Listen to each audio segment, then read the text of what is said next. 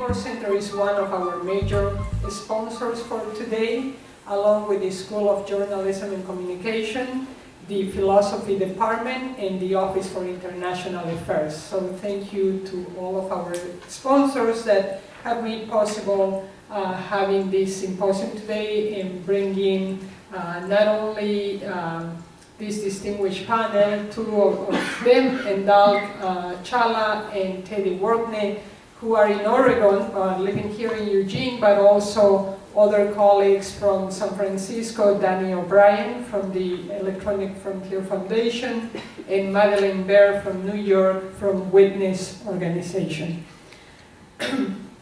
So I will be brief with making some points of the rationale why is that I embark and organize this symposium. As a scholar in residence for the Waymore Center, I have the luxury this year of engaging in a lot of intellectual activity, thinking about different issues of media and democracy, which is the theme for this year of the Waymore Center. And this also allowed me to engage with other people and discuss different issues, different topics that I'm very interested in discussing, in learning more, in better understanding, and hopefully putting it also into some chapters for a book that I'm working on. So there are 4 things that I guess through the panelists here will be addressed today, and there are things that I've been thinking for a long time, and I'm sure many of you in different ways are also engaging with these topics. One is the fact that people think, if you watch the news every day and you talk to young people or older people, this sensation that we live in a very volatile world, a world that seems unstable. And that came through the media when we are seeing beheadings of journalists or citizens, conflict zones in different parts of the world. And at the same time, all of that engage with media, issues of democracy or issues of dictatorship, not necessarily democracy per se, and issues also of technology, how technology is exacerbating all of that, and how is that we are consuming all of that. The fact that we live in a very conflicted world is not new. It's not unique to the beginning of the 21st century. It hasn't been unique to the 20th century. I mean, for some reason, humans, we are a little bit of a conflicted species. We like to fight. We like power. We like to control people. And we have been grappling with our own humanity, right? But technology, in a way, is making us more aware at a faster pace. And that's something that I'm very interested in. And how technology is influencing and impacting daily life of the common citizen. Not only journalists are producing media nowadays, as we will see from our panelists, also citizens are producing media, are developing content. And that's what is changing in the media landscape. What we see is kind of a crisis in the industry of journalism, but at the same time, with that crisis, we see that journalists are trying to make an effort to engage the communities, to engage people. At least in the work of these panelists here, that's what we are going to experience. They will be sharing with us different ways of understanding the engagement with communities and how technology has been impacting the work communities are doing, and how that's been also in a way setting agendas for journalism in this new landscape that we have. The other point that I've been thinking about quite a lot, and I hope that our panelists here are going to help us better understand, it's the role of journalists and who is a journalist, and the role of bloggers and who are bloggers. I mean, that has been a discussion that from the past decade. And up to a few years ago, a lot of people thought bloggers are not journalists. Well, now, most journalists have to have a blog and are blogging. So we have these blurring lines between journalists and bloggers, and also citizen eyewitness, common citizens who are also producing content and covering a lot of the conflicts that we see in the world. And what is the meaning of that? The intersections of media, technology, citizenship, and democracy. How is that transforming the landscape of our social environments, political environments, and different networks that we are creating? And the last thing is human rights. How all of this plays a role in human rights. One, in the protection of journalists, the other in the protection of citizens who are eyewitness and who are video recording or reporting, informing the population when there are no reporters or professional journalists in those places, and the right of every citizen to be well informed and to share information. So what are the promises and perils of sharing information in this interconnected world? So without further ado, I would like to introduce our four speakers today, who hopefully will illuminate us on those points that I've been thinking a lot. I will be taking my notes to process that later and to engage in a conversation with them and with all of you. We have here today Endalk Challa. Endalk Challa is a journalist and blogger who helped founding the Zone 9 blogging collective in its native Ethiopia. On 25th and 26th of April of 2014, that's just last year, the Ethiopian government arrested 6 members of the Zone 9 bloggers collective who are now facing charges simply for writing and blogging and informing the population. Endalk currently is working on his doctoral studies here at the School of Journalism and Communication. So he will be sharing with us his experience. Then next speaker will be Danny O'Brien, who is an activist for online free speech and privacy. He is the co-founder of the Open Rights Group in the UK, and he has worked also to protect at-risk online reporters with the Committee to Protect Journalists, that's CPJ, and currently he supervises the Electronic Frontier Foundation's global strategy and is the international director for EFF.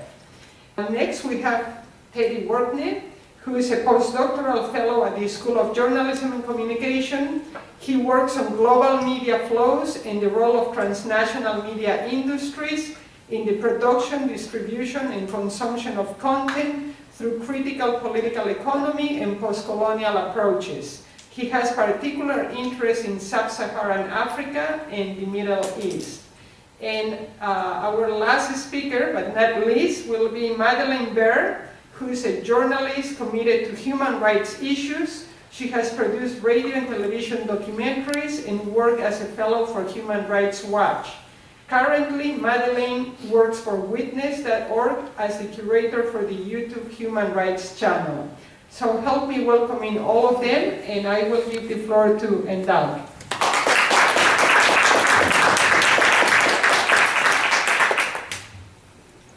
Thank you.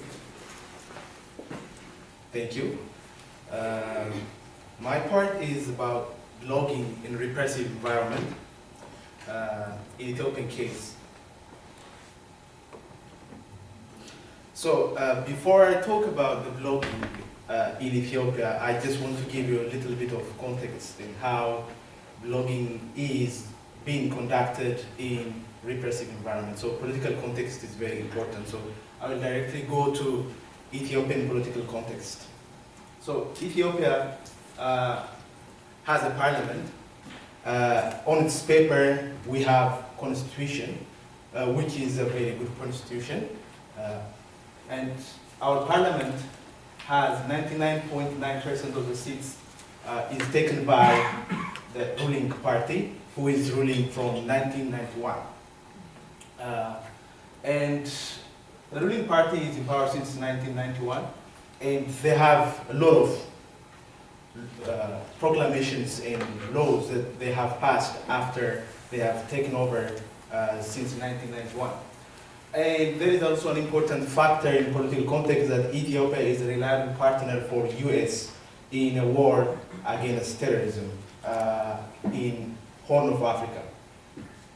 Ethiopia is located in the Horn of Africa, which is in the eastern part of Africa, neighboring Somalia in the eastern part, and where the global world has a war against terrorism in Somalia, specifically with Al-Shabaab. So Ethiopia has been a reliable partner for the global world in the war against terrorism. So there are more journalists in prison or in exile than in Ethiopian newsrooms. So these are very important factors before we consider how blogging is in Ethiopia. So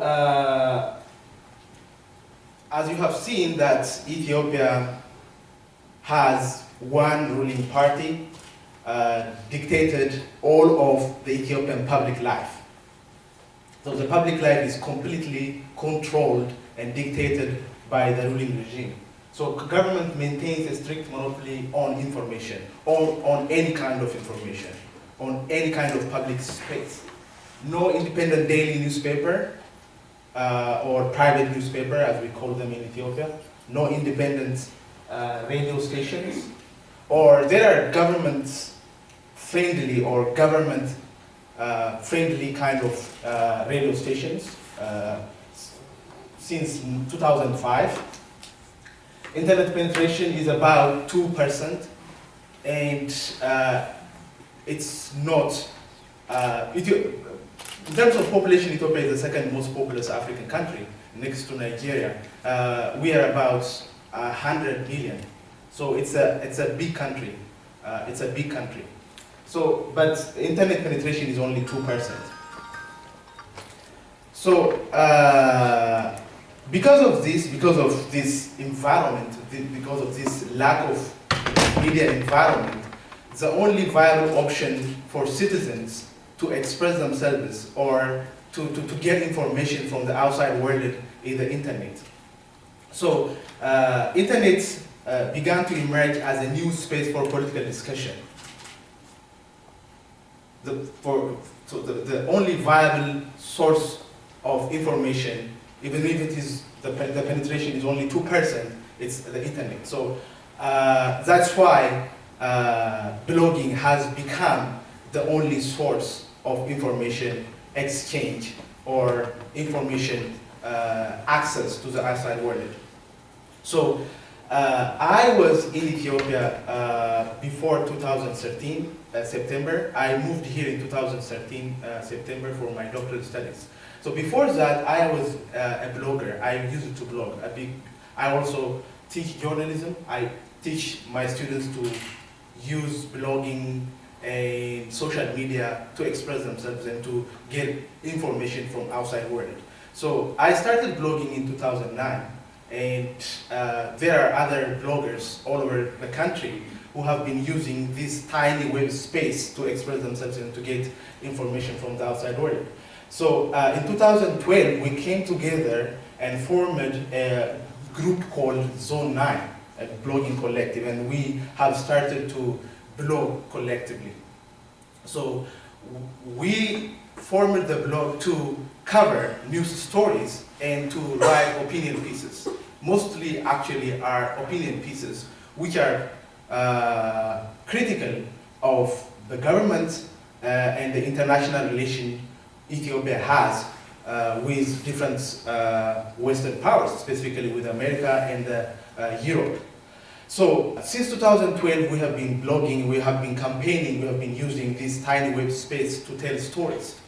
And immediately after we have started to use web space to write stories, the government started to become uncomfortable with our opinions, with our news coverage.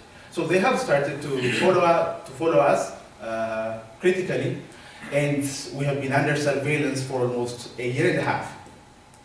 So after I've come here, the surveillance has been intensified, and as Gabriela expressed earlier, that in April 25, 6 of my friends and my colleagues were arrested at the same time from different places. Some of them are teachers, some of them are lawyers, and they have all had government workers, or they are professionals, and they have been arrested from their respective positions. So at the same time, I'm telling you this because the Ethiopian government was following us strictly, and the surveillance was very intense. So I have, immediately after that, I have formed a blog to trace what the bloggers are undergoing through. And I have formed this trial tracker blog because there is the court in Ethiopia. We have a court system. Ethiopia is a civil jurisprudence court system. And they brought them to the court without any evidence, and they're still in prison. So I launched this blog, and I've started to campaign for my friends because, as I told you, what we've been doing were all constitutional. Ethiopia, as I told you, Ethiopia has a constitution. It's at least a working document, but the constitution is only on paper.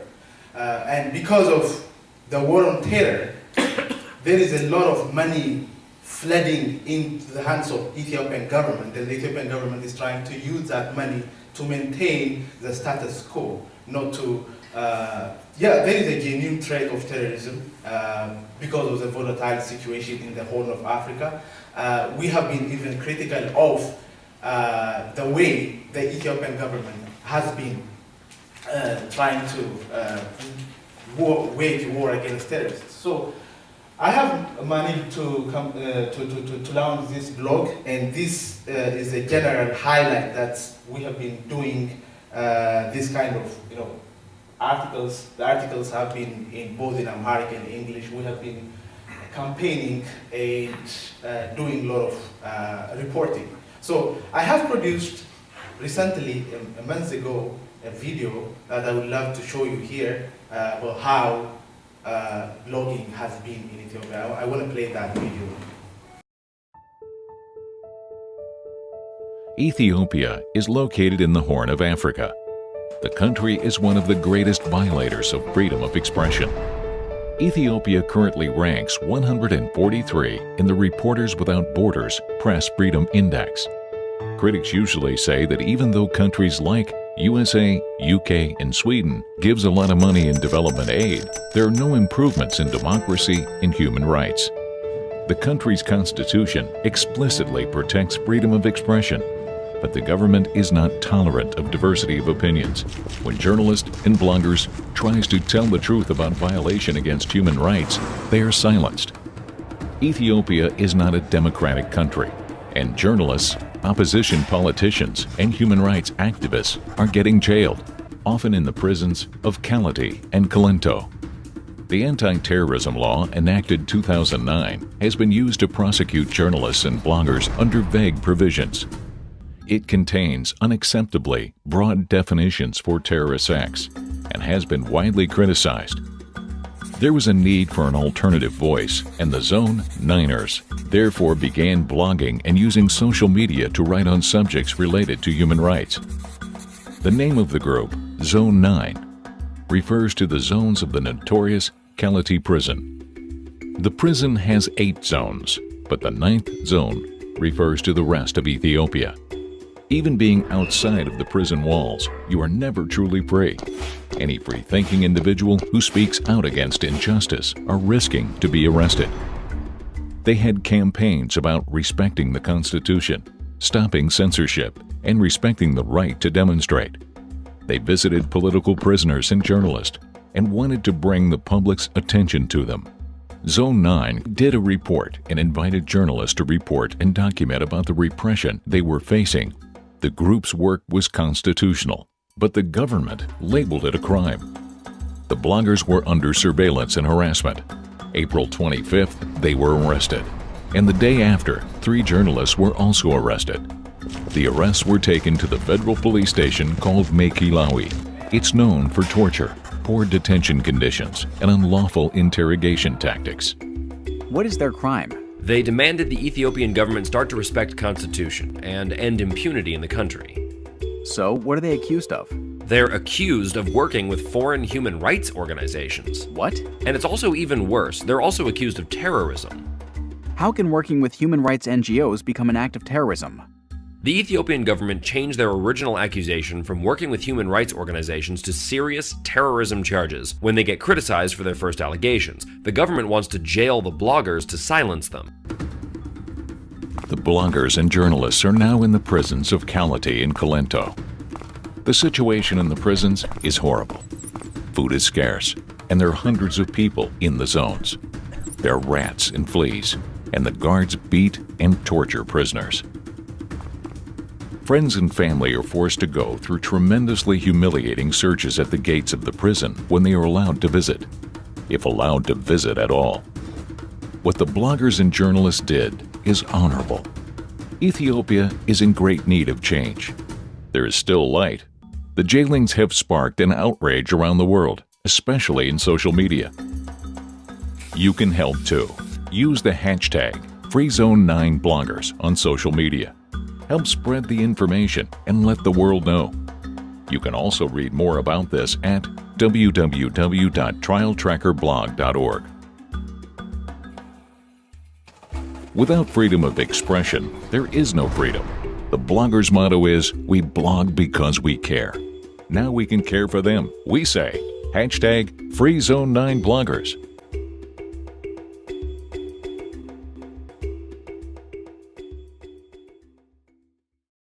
This is just a short 4-minute video that I produced with the help of my friends. So the reason that I'm campaigning heavily is that it's a bit complicated because there is cultural dimension to freedom of expression, and the Ethiopian government is trying to make argument out of it that we have our own pace to democracy. And we have our own way of building an organic democracy. So we're trying to make, this argument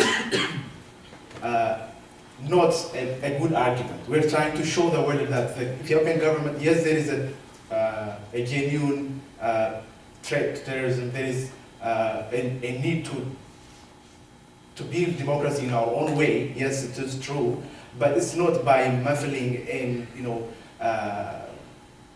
disseminating journalists and genuine citizens. So the reason that I have shown you this video is just to highlight how blogging is conducted in a very suppressive environment like in Ethiopia. So this is my experience. If you have questions, I can answer. Thank you.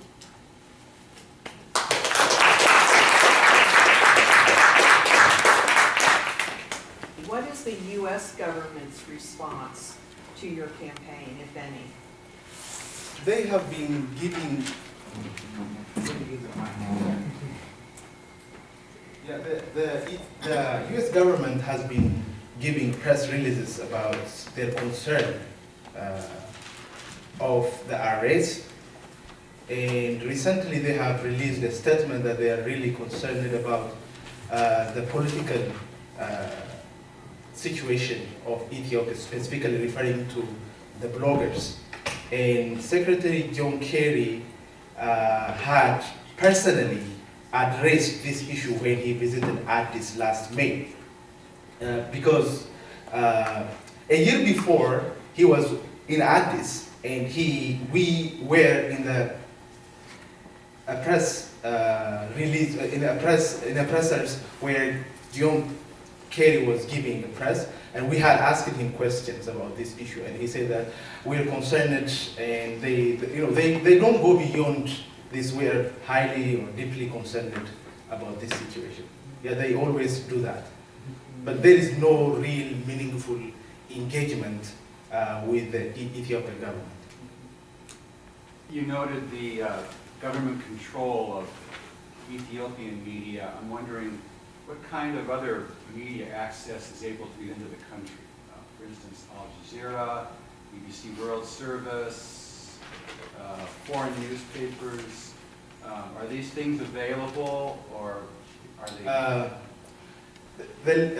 It's a very good question. The literacy rate is about 35 to 40%. Not sure about this figure, but it's about 35 to. So, yes, there are limited access. As I tried to show that we have only 2% of internet penetration. So it's only limited in urban areas. And Ethiopia is one of the few countries with a lot of heavy filtering system, because the government is the one who monopolized the telecom industry, and there is a lot of filtering going on. So whenever there is an event, they consider that it's very bad for them. They block all those media access. It's at their hand.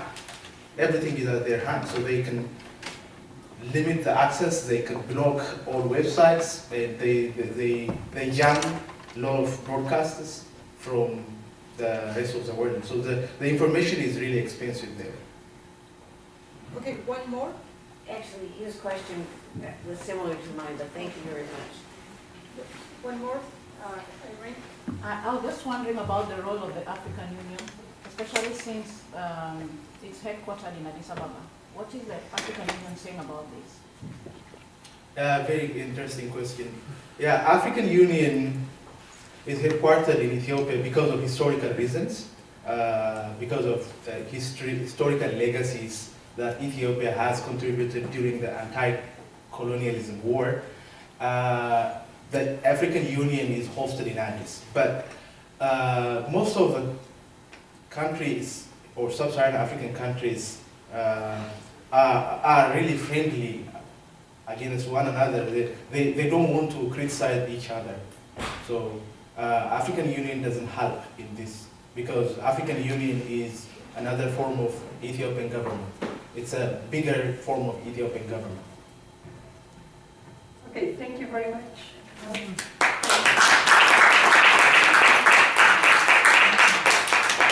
I would like to invite to the podium to Danny O'Brien, who is going to be talking to us regarding journalism after Snowden, protecting sources and evidence in the age of mass surveillance. Thank you.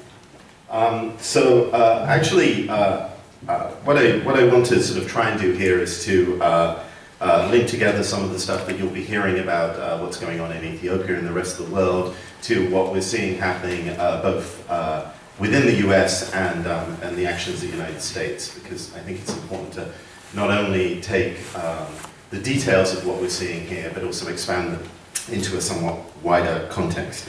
Just some background for me. EFF's a civil liberties organization. We're based in Silicon Valley, and we've been involved in issues at the intersection of human rights and technology now since 1990. We fight censorship, we help individuals, and we also litigate in the US court system to establish and expand human rights issues, particularly when new technology comes to play and perhaps judges and precedent don't necessarily realize the impact of new laws or court decisions on the future of civil liberties.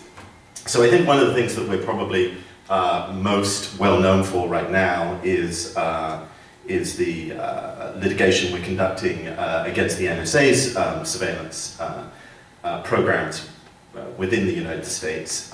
We've been doing that, I think, since 2007 now. Obviously, those particular facts and those particular programs have had a great deal more coverage since Ed Snowden published his revelations. Ed Snowden, actually, the first photograph we saw of him, I guess June of a couple of years ago, the first picture the world saw was Ed Snowden in his hotel room with his laptop and with an EFF sticker on it. And so there was this moment of extreme awkwardness in our organization where we were both simultaneously proud and also a little bit worried that this would target us. But I think now, even in the United States, there's a majority of people who say that what Ed Snowden does was beneficial. And I think I'm just getting to the point now where I feel I can put an Ed Snowden sticker on my laptop. So let's take what we see in Ethiopia and try and apply it more widely. And there's actually a very specific case that I can use for that, which is one that we're currently litigating in the US, which is Kadain versus Ethiopia. So our client is suing the government of Ethiopia. He's a US citizen. He's based in the United States for the surveillance that the Ethiopian government conducted on him as an activist within the United States borders. It remains illegal to conduct wiretapping in the United States. And the way that the Ethiopian government did this, our case alleges, and we have pretty good facts to back it up, is through malware. So malware is the class of software that people warn you about when they tell you not to click on attachments in email. And the particular malware that we detected on our client's laptop is malware that's sold to states primarily. And it can do a number of things if your computer is infected with it. Our client was infected, as many people are, by clicking on an attachment. The software can scan your computer for passwords from the web browser, from your chat or email clients. It can also intercept and record activities that you're conducting on your computer, so it can take screenshots of your screen every few minutes and upload that to a remote system. It can record Skype calls, and it can even use the capabilities of your computer for its own end. So if you have a laptop and it has a microphone or a camera, the software can turn that on remotely and record conversations that are going on even in the same room. So it's a pretty pervasive form of surveillance, and it's a surveillance system that the Ethiopian government was able to implement and extend outside of its own borders to someone in Washington, D.C. That class of software, that class of malware is something that we know organizations like the NSA use. The piece of software that we identified was called FinSpy. It's actually a commercial product. It's produced by a UK-German organization. But it's broadly in the same class. So recently, I think in February, one of the new Snowden reports came out. Oh, actually, it wasn't a Snowden report. The nice thing about the Snowden revelations is that they've encouraged more analysis in this area. It was actually an analysis by a Russian antivirus firm that had detected malware, and by reverse engineering, by examining that malware, they realized that there was a fairly strong circumstantial evidence that this software, which was installed in thousands of machines from people who were diplomats, people working in the oil and gas industry, people working in transportation, people working in software companies. That software was built and deployed by either the US or the UK intelligence services. But in some ways we can somewhat expect that from these large intelligence services because we assume that they have the budget. To a certain extent, targeting individuals is part of what their brief is supposed to be.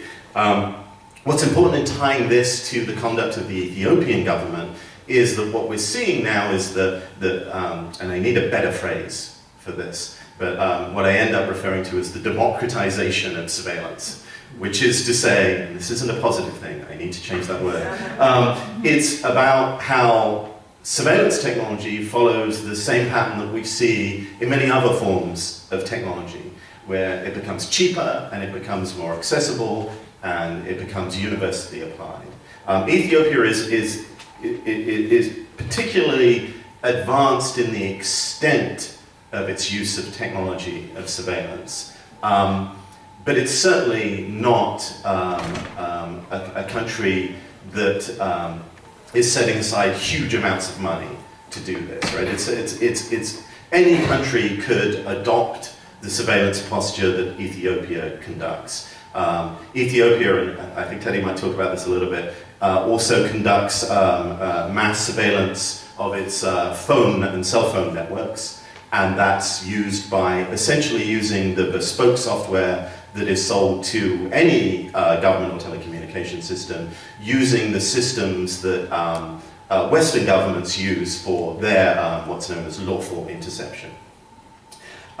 So this is sort of the problem that we face here, is that when organizations like the NSA and actually just law enforcement in general start using this technology as part of what they claim is a legitimate goal, this technology gets cheaper and it becomes more available and it becomes used universally.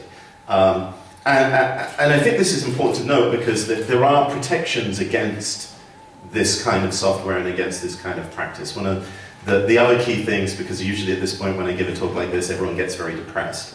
One of the things that Ed Snowden repeatedly says in his comments, and I'm very relieved he said this because we were a bit worried by about 1 month in, is that encryption works, right? That the tools that you can use to protect information are still can protect you even from large NSA level adversaries.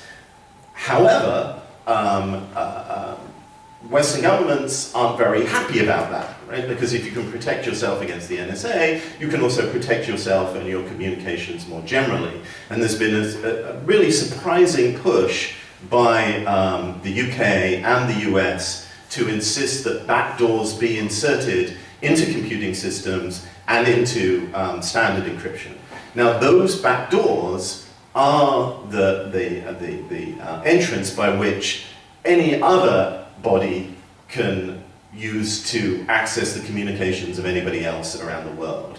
So even if you assume, and I don't think you should, that a project that the NSA is conducting is necessary and proportionate for an open society, you really have to consider the knock-on effect that deliberately weakening the security of everyone is going to have all around the world, including places like Ethiopia.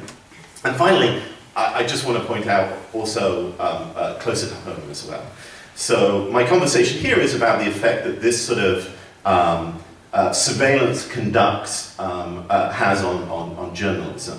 And one of the examples I just want to pluck out is a case that happened within the United States. So generally speaking, one of the reasons why we feel that journalists should have some protection against surveillance is because it's very important for them to preserve the confidentiality of their sources. That there are situations when journalists are investigating issues where it's actually good that the authorities that exist can't track what they're doing. If you're investigating national security issues, you really want to be able to protect your communications from the national security apparatus. And we have a couple of ways of protecting that. We can use encryption. We also have policy that protects us. It's generally very hard to legally serve a warrant on a journalist within the United States for evidence connected to their sources. But with the growth of the technology that we're building now, you don't need to do that anymore. And the case I'm referring to here is the Associated Press, where the Associated Press was published a story about a CIA operation. Obviously, they had confidential sources that helped them build that story up. And in the investigation of that leak that was conducted after that, the US government subpoenaed the phone records of all the telecommunication companies that the AP, the Associated Press, interacts with. So basically they got the phone records, not the content, because that's much harder to get, but the phone records of all the Associated Press's journalists' work and personal phone records, from all the telecommunication companies that provided telephone service to the Associated Press's main business installations.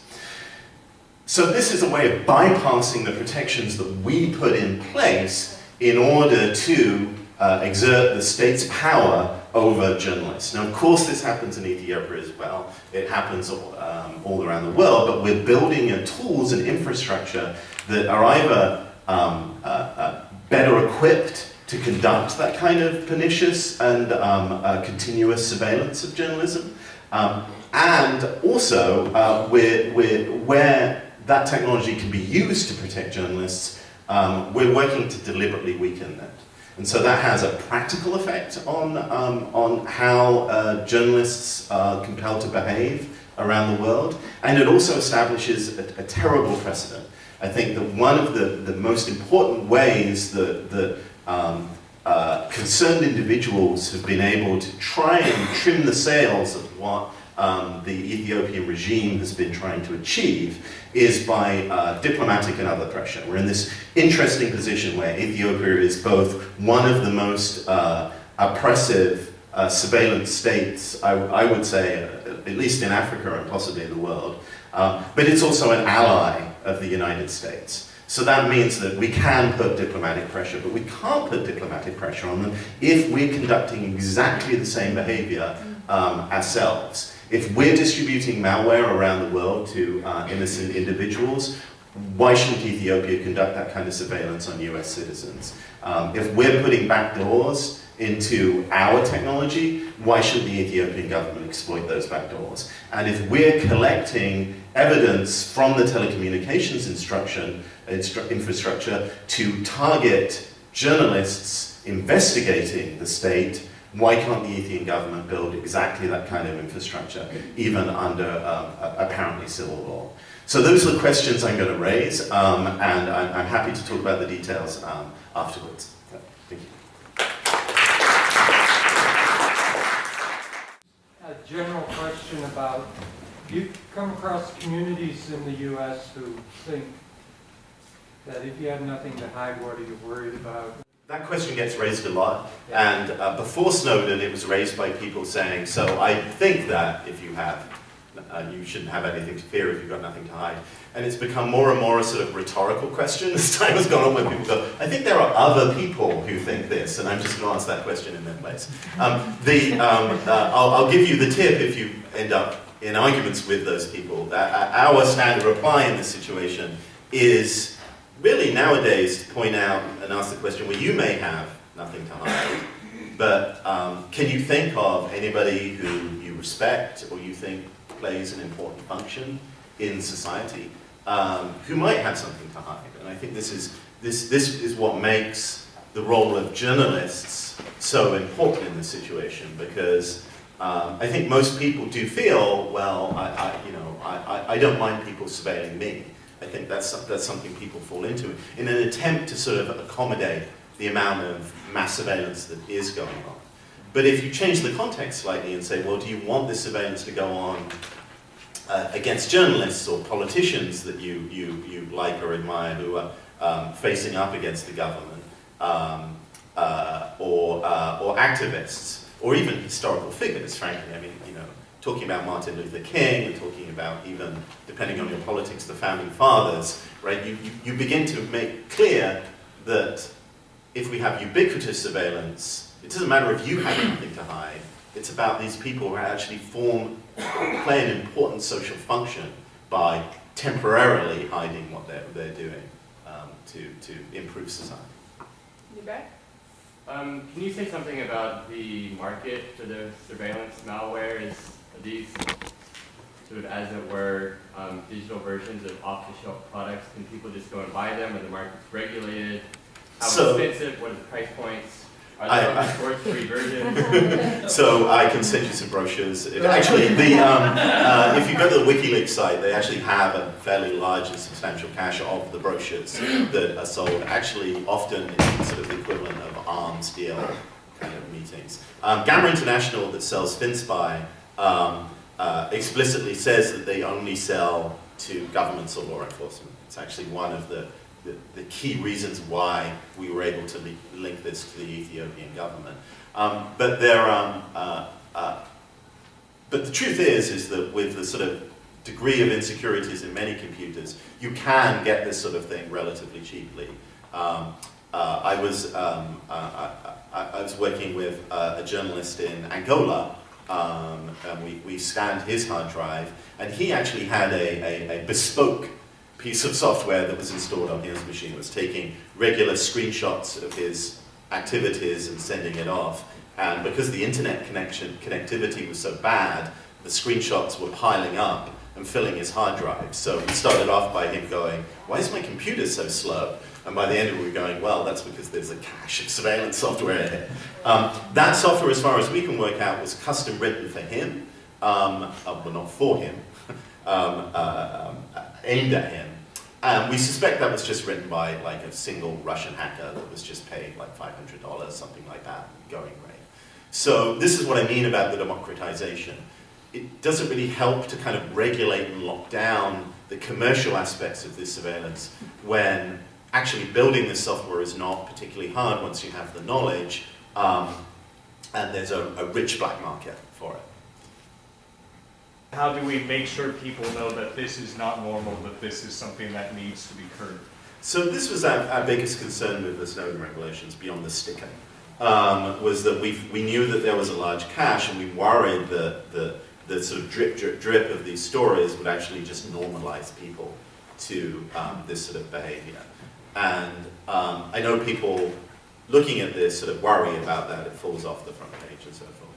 But actually genuinely what we see is while people sort of background the individual stories, and the stories continue to have quite a lot of shock value. I think people are pretty amazed whenever a new story comes out.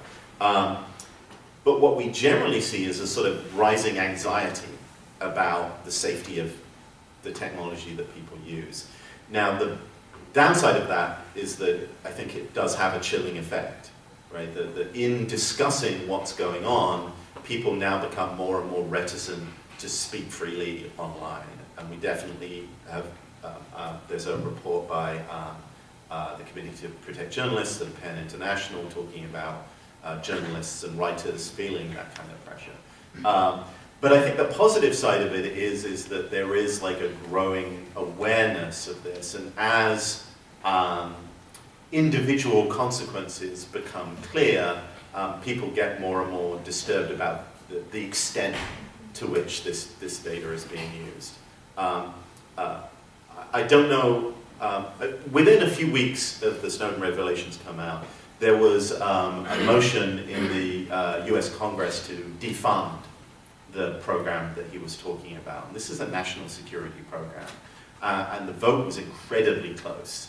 And the Democrat and Republican administration parties were both scrambling to get the votes to continue funding of that program. And I think that speaks to how that concern maps out. I think people in the center of our government administration are less concerned about this. I think as you go to the left and the right, I think there's a greater concern. And that's not surprising because those are the two groups, I think, who feel most vulnerable to that kind of topic. Thank you. We are having now Teddy Wortnett, who will be talking about corrupting laws, randomizing impeachment, Ethiopia's anti-terrorism law, and its impact on network communities. Thank you. Thank you, Gabriela. Hi, everyone. It's wonderful to see many of you here today. So my topic today, corrupting laws, randomizing impeachment, Ethiopia's anti-terrorism law, and its impact on network communities, is mainly intended to demonstrate the relationship between the legal framework of anti-terrorism in Ethiopia and how it is cracking out dissent or any form of legitimate opposition, right? And that talked about the practical aspects of some of the challenges of blogging and journalism in Ethiopia that is pretty much widespread, and I can probably say it better than he did. And Danny also showed us not necessarily the problems, but the challenge of surveillance and how sometimes it is even becoming difficult in defining what it constitutes and what it does not, right? What I'm trying to do, and what I hope I can achieve by the end of my talk today, is to show you how surveillance on one hand and any other form of cracking dissent in Ethiopia has become institutionalized or has become legal, and what that legal framework constitutes and why it is problematic, right? I'm not a legal scholar, so I'm not going to give you some intelligent legal analysis, but I hope I'm going to show you how it is impacting freedom of speech and particularly network communities, right? When we talk about anti-terrorism laws in a global context, it usually pops up in our mind that it's a recent thing, probably maybe 10, 15 years after the 9/11 attacks, which is in a way true, but anti-terrorism laws have been practiced since the 19th century. When there were political movements in Russia, the nihilist movement, or 19th century France republicanism, there were attempts by governments to portray these kind of liberation movements as anarchist movements, and therefore there were some forms of legal frameworks usually designed by states or monarchies in order to intimidate any form of dissent, right? So they called and labeled these anti-terrorism laws, and today it is an international agenda. The African Union, the Arab League, the United Nations, and many other political organizations of some sort give recognition to the importance of anti-terrorism laws.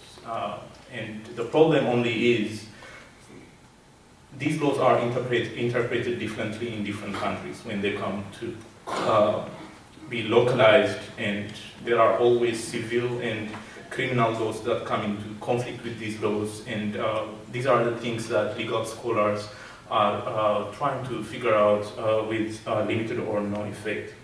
But rightly so, after the attacks of 9/11, these laws have taken a significant turn in defining terrorism in a particular way, which by itself is very problematic, because today we have a growing list of literature that sees counter-terrorism acts like terrorism, and also issues of state-sponsored terrorism, right? But what makes the 9/11 attacks on the United States important in redefining what constitutes anti-terrorism laws is the US, in almost a Cold War propaganda fashion, required every other state in the world to adopt these kind of laws. Not directly, but if you see countries like Ethiopia or other countries in sub-Saharan Africa that receive substantial amount of aid in form of economic aid or militaristic aid, they had limited or no chance of refusing to this in the beginning, and in order to show their kind of solidarity or whatever it is, they adopted their own forms of the Patriotic Act, right? Originally, some of them were really suspicious of what this would do, but eventually they figured out how they can use it to their own advantage. So repressive regimes across the world, and Ethiopia is not the exception, many democracies and authoritarian regimes do it, have their own versions of anti-terrorism laws. So what are these anti-terrorism laws? Like I said, defining anti-terrorism laws is by itself an obstacle, just like trying to define what terrorism is. But at least we can try to describe it. Anti-terrorism legislations are around the world broadly have three purposes. The first one is they yield what I call legal speed dialing, right? So local laws, constitutions, usually provide some kind of rights and protection to their citizens, and that's their goal.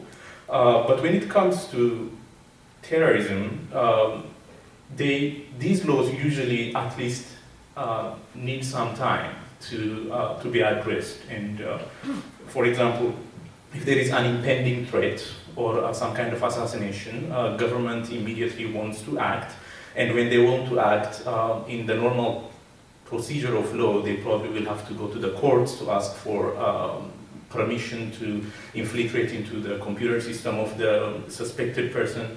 So there were certain notes that they wanted to bypass. So this legal speed dialing gives them to kind of jump all these hurdles and legally commit what would be considered illegal in civil or criminal laws of that given country. They also create a state of exception. This is similar to what we call state of emergency, where people usually are more concerned about national security over freedom of expression or other rights.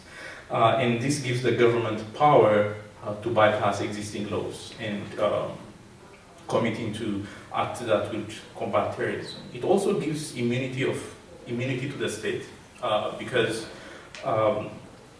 there are certain acts that are considered to be effective in getting some information, like torture, or we call them enhanced interrogation techniques in this country. And these people are not held accountable because they are doing this for the larger good of the country, right? So anti-terrorism legislation so far has yielded these results and has these three purposes. But of course there is also growing opposition to this trend. Ian Brownell, who's a law professor, says there is no category of the law of terrorism and the problems must be characterized in accordance with applicable sectors of public international law, jurisdiction, international criminal justice, state responsibility, and so forth. So there is this other camp that says existing laws can criminalize terrorists and terrorism acts. Having said this, I think it's important to see the existing Ethiopian anti-terrorism proclamation in this light, and the context is important here. When was the Ethiopian anti-terrorism proclamation adopted? It was ratified in 2009, but there were precedents that made the public, even if they did, like Ndal pointed out, they don't have any say, they took it easy when the government did this because some kind of enemy was outsourced for us, and that enemy needed to be combated. Right, and it came in a form of the Union of Islamic Courts. It was an organization operating in Somalia, and it had links with Al-Qaeda. So the Ethiopian government, with the blessing of the United States, entered into Somalia and destroyed the Islamic courts, and the Islamic courts eventually came to form the group we know as Al-Shabaab today. Right. In May 2008, there was an explosion of a minibus in Ethiopia's capital. It killed 3 people, and the government used this to legitimize the importance and need to adopt an anti-terrorism law. And there are some sketchy details about this, but many people suspect this probably is also an inside job, and the Ethiopian government is known to do this kind of accidents that look like legitimate terrorist acts. In October 2008, 20 people were killed by attacks blamed on Al-Shabaab, and this happened in Hargeisa. It's a town in Somaliland. And like I said, this group had links with Al-Qaeda. So in a way, the Ethiopian government was looking into these incidents to justify the need to adopt an anti-terrorism law that would increase the policing of the state to higher levels. So I'm not going into detail of what the law is, but I think we can summarize what the law does in 6 different parts. The first is it expands police powers, including powers of arrest and detention. Just like the Zone 9 bloggers were arrested, there was no warrant, there was no judicial interference, they just went ahead and picked them up. So before they were presented to court, I believe it took some time. Even if it is not legal, the Ethiopian government pulled the anti-terrorism proclamation as its justification to do so. It defines terrorism and terrorist acts and imposes penalties. It also modifies trial procedures and evidentiary rules, designates terrorist organizations and freezing assets, and it has other miscellaneous provisions as well.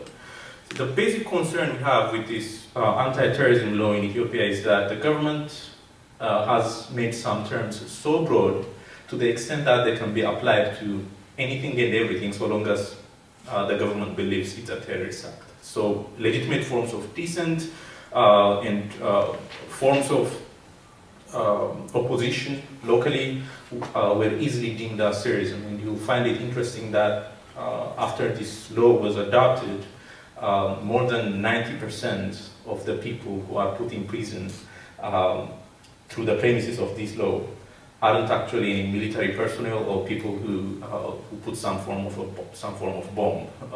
They are journalists, bloggers, or political figures, right?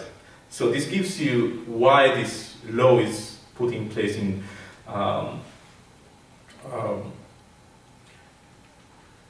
the legal procedure. So some of the phrases you see in this law include advancing a political, religious, or ideological cause. This can get you to be labeled as a terrorist. Intending to influence the government. I don't know what even that means. Intimidate the public or section of the public. To destabilize or destroy the fundamental political, constitutional, economic, or social institutions of the country. Right? If you look into some of the articles themselves, just like this one right here, Article 6, whoever publishes or causes the publication of a statement that is likely to be understood by some or all of the members of the public to whom it is published as a direct or indirect encouragement or other inducement to them to the commission or preparation or instigation of an act of terrorism is punishable with rigorous imprisonment from 10 to 20 years. Right?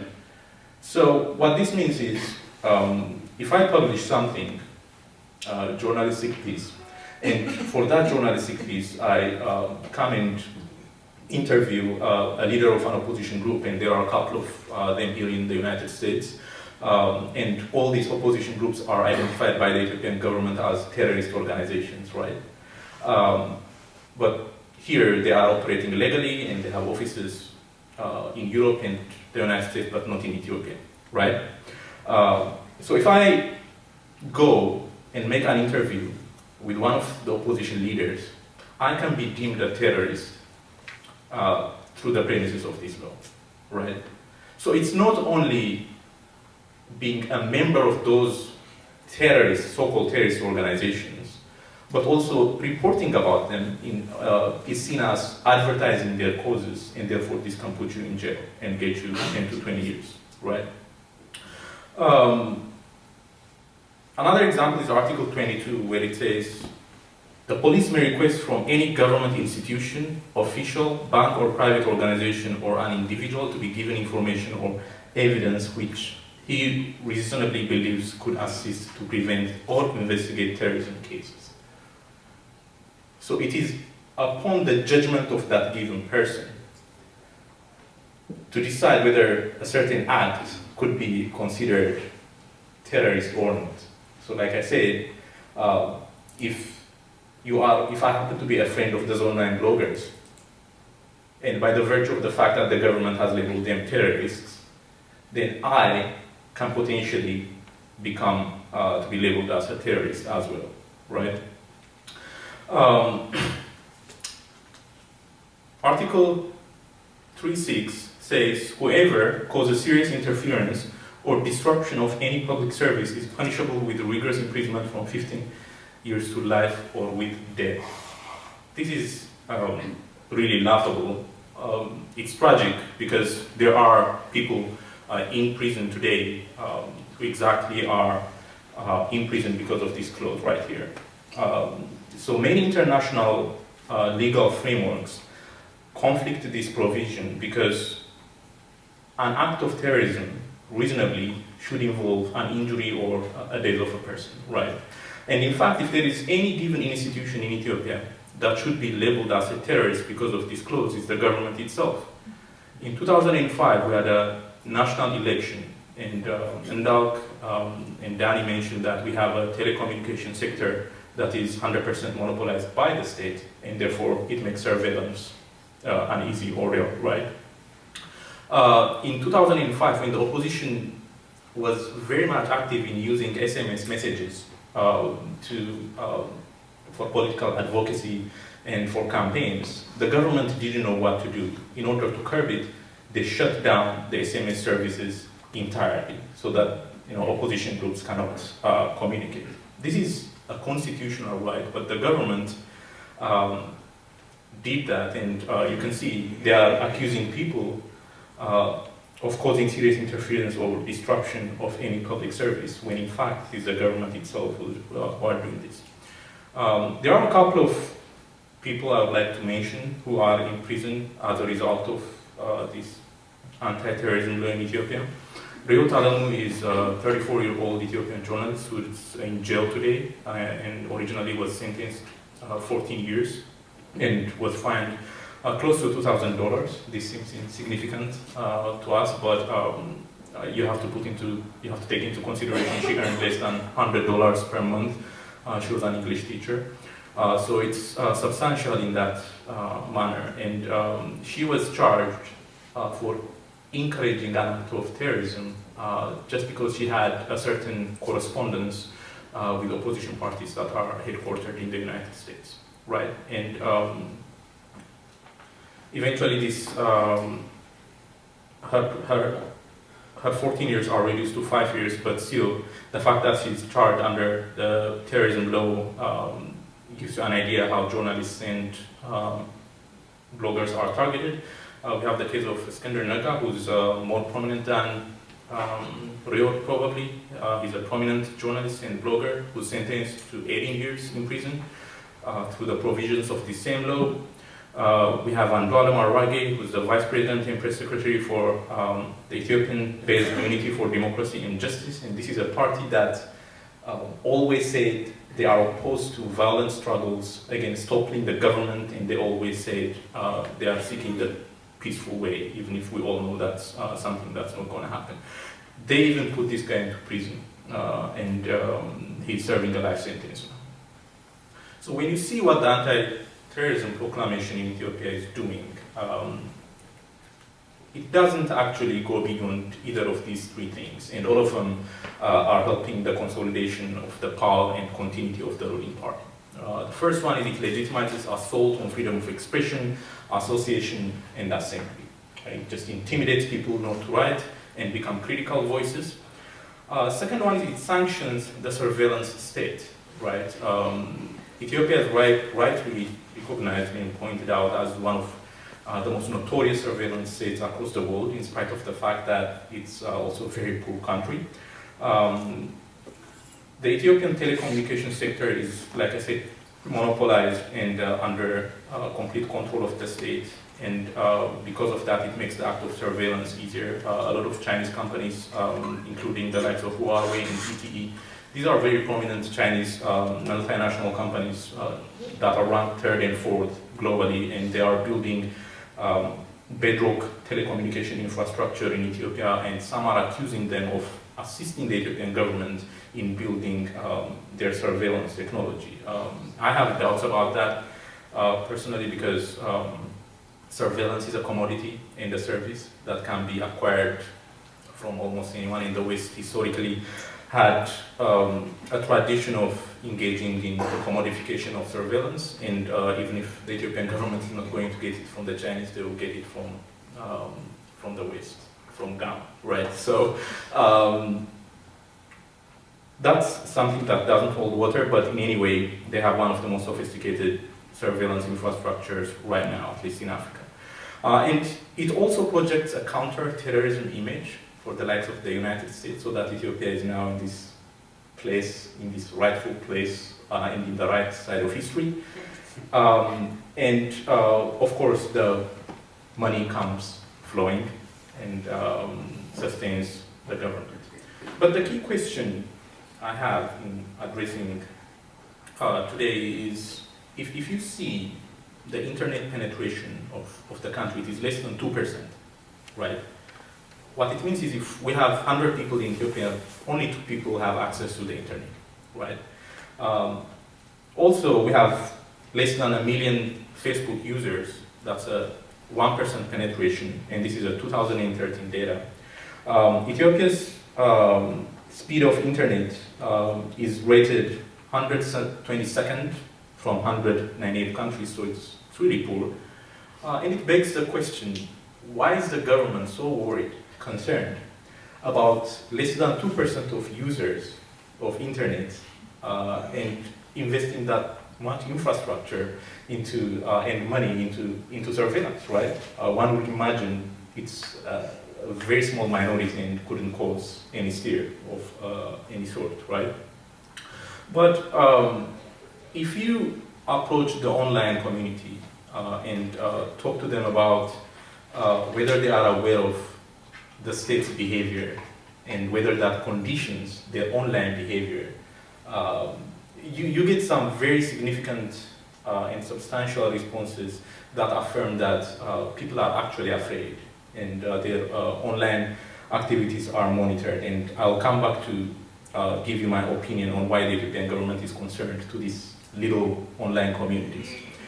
This is a survey I did in November, December 2013 as part of my dissertation. And one of the questions I asked was whether what aspects or kinds of groups do respondents think are enemies of the internet in Ethiopia. And the first and substantial reason is lack of internet access. That's quite evident. But the second one is quite interesting. Almost 25% of people believe it is government control and interference, right? And this is followed by user privacy. So people understand that they are under some kind of control and surveillance, and that conditions their behavior online to some extent. Here is another question asked. How capable do you think each of the following people or organizations are in monitoring your online activities? And the alternatives to government, web page administrators, employers, internet cafes, and people claim the government is the most important actor that follows online activities, almost are 65%, right? And here is a chart that shows public perception in favor of or against national filtering of internet in select categories, and there is an overwhelming majority that refuses some kind of control being exercised in social networking. Another one of the questions I had was, what do you think are the risks of posting material critical of government in Ethiopia? And this is where it gets a little scary. Almost 100% of the respondents say they feel some kind of detention, arrest, or criminal investigation. And there are different variations of threats as well, including loss of employment or demotion, verbal abuse, and intimidation as well. I also asked them whether they have ever exercised self-censorship in posting content because of the risks involved. 85% of them say yes. I asked them if they ever used circumvention tools in order to access blocked content. Almost 45% said yes, right? So there is some literacy within this few online network community on how to bypass the existing state surveillance of infrastructure. And lastly, how much of the time do you think you can trust the government to do what is right? And almost 23% say almost never, and the majority, about 63%, said they only trust it some of the time, right? So it's really a low approval rating for the government. So what is this telling us? What this is telling us, of course, among other things, and I'm going to conclude after saying this, is the Ethiopian government isn't really scared or afraid about the existing threat from online network communities. What they are afraid is of potential.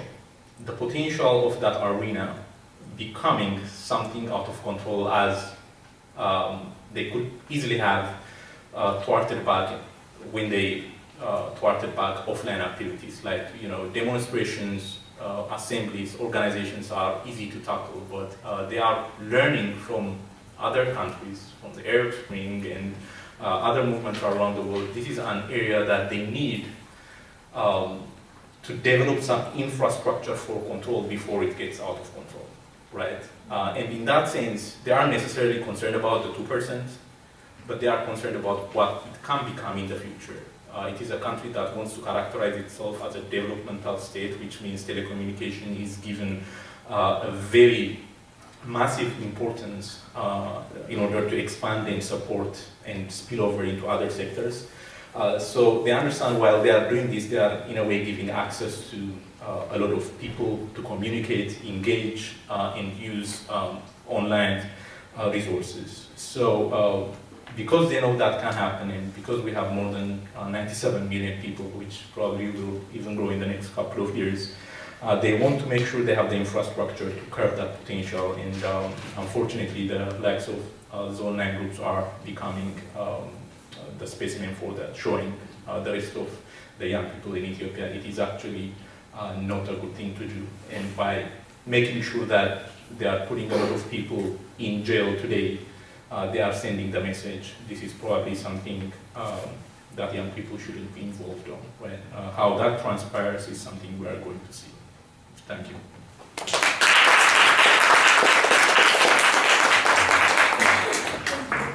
That makes me think now that so many people understand the fate of those who are imprisoned. There must be some vehicle for them learning that that has happened. Well, the vehicle is also that online community. Like Ndalk mentioned earlier, there is a lot of campaigning going on online. But that understanding and knowledge is only shared between those people who have at least a reasonable access to the internet and in some degree participate in that scenario, right? But the majority of the Ethiopian population either is not aware of this or doesn't understand it. Like if you do not have access to the internet and access the articles they write, the campaigns they propose, then it makes it really relevant for the majority of the population to participate, and that's how they want to maintain. But like I said, they understand the potential. They understand that this is something that's going to grow eventually. So if they can kind of, or at least they think, curb it in a way they are doing now, by putting into jail the already existing few voices, they can also have the control online, which they have offline, right? So that's the mentality behind the government, the way I see it. Yeah, Kelsey. You mentioned the historical context of anti-terrorism legislation in the beginning, and I was wondering, it seems like, based on what you've said, that the implementation of the legislation focuses on technology, but I'm wondering if you look at if the language or the rhetoric of the legislation has any sort of fundamental difference to earlier anti-terrorism legislation that focuses particularly on technology, or if it's primarily just sort of the same similar kind of language used in the legislation. I'm not sure if I can address that correctly. I haven't studied many of those laws, but my hunch is, at least when I see the Ethiopian anti-terrorism law now, most of the part, with the exception of few clauses, was copied from the British anti-terrorism law.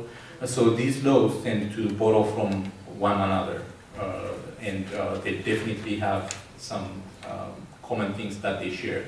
But at least there is some clear language that most of these laws share prior and after the Patriotic Act was adopted, right? So most of the anti-terrorism laws now, at least in a way, in principle, outsource the enemy, right?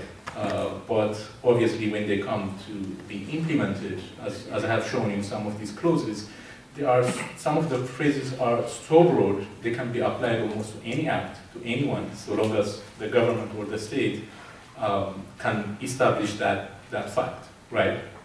Or that box, for that one. So in a way, I think there are a lot of things that these anti-terrorism laws share, but at the same time, there are some things that are localized, some things that aren't in sync with the existing constitution of the country. But like I said, one of the purposes of these anti-terrorism laws is to create some kind of exceptional state or state of emergency in which the government assumes the role of bypassing existing rules and using that anti-terrorism clause to do whatever they want. And just to add on what he said, though, prior to 2005, about 65% of the charges against journalists and opposition leaders was treason and criminal defamation. So the passing of the ratification of anti-terrorism law has changed the focus from treason and criminal defamation into anti-terrorism. I want to start off just thanking Gabriela for the invitation and the Wayne Moore Center, the SOJC, and everyone behind the scenes for organizing this. It's really an honor to be on the panel this morning, and thank all of you for being here. I'm looking forward to the discussion and the questions. Can you all hear me? Okay, great. I'd like to start off with this image, which if you can see from the time code here, was taken on March 3rd, 1991. It was actually 24 years ago this week that a man named George Holliday stepped out of his apartment in Los Angeles and saw the beating of a black man named Rodney King by Los Angeles police officers. Now, if you can just try to go back in time to 1991, if you need to close your eyes to do so, or imagine if you were just in diapers at that time, this was a very different landscape when it comes to media, technology, communications. There was no YouTube, there was no Facebook. We didn't have phones this size that had cameras attached to it. So George Holliday was way ahead of his time, and I will get back to that later. But he saw this beating going on the street and picked up a handy cam, one of those things that we would put on our shoulder, that he probably got to take family videos. And he pressed record and filmed the beating. 2 days later, he took it to the police department, which wasn't interested in it. And then he took it to his local TV station. And most of you probably know what happened next. This video of the beating of Rodney King really started a national conversation that put a focus on race relations in the US, on police brutality, and resulted in a trial of police officers. So this video by an eyewitness is really what motivated the founding of Witness, which is the organization I work with. We really wanted to see, this video made such an impact. How can we get the tools and skills of video into people around the world so that they can expose abuse going on in their own community and really motivate change? So what I'm going to talk about is how this landscape has changed since then, and a lot of the possibilities and challenges that we're seeing with that change now that so many more people are George Hollidays today, now that the gatekeepers of getting their video to audiences have changed, and how Witness and other organizations are really working to address these changes and reaching the new and diverse array of players who are involved in getting video of human rights out to an audience that can impact change. So when Witness started, we sent cameras out around the world so that more people could have a handy cam like George Holliday did. They sent back footage to us, and it wasn't so great. I hear that some of it was wedding footage, so we realized very quickly that people needed more than cameras. They really needed skills, skills in just shooting, skills of video production, and skills in strategy. So we developed a curriculum, a lot of resources, and training material to work with human rights advocates so that they can think through how can they use video not only to expose abuse, but to really get it to audiences who can make a difference. So what we're talking about is thinking through, what is the advocacy change that you want to see? What is the audience that can make that change? And how will that impact what sort of video we'll create to really move that audience? And how can you get the video before their eyes? And also because this is video that could involve really vulnerable populations, people at risk, really also incorporating considerations of safety and security. So if you are interviewing a person at risk, how can we make sure that that person understands what this video is for, who the potential audience is, and take steps to minimize that risk, whether it's filming anonymously or filming for very particular audiences. How can we make sure that this video will expose abuse, but also take steps to minimize any harm that it could do?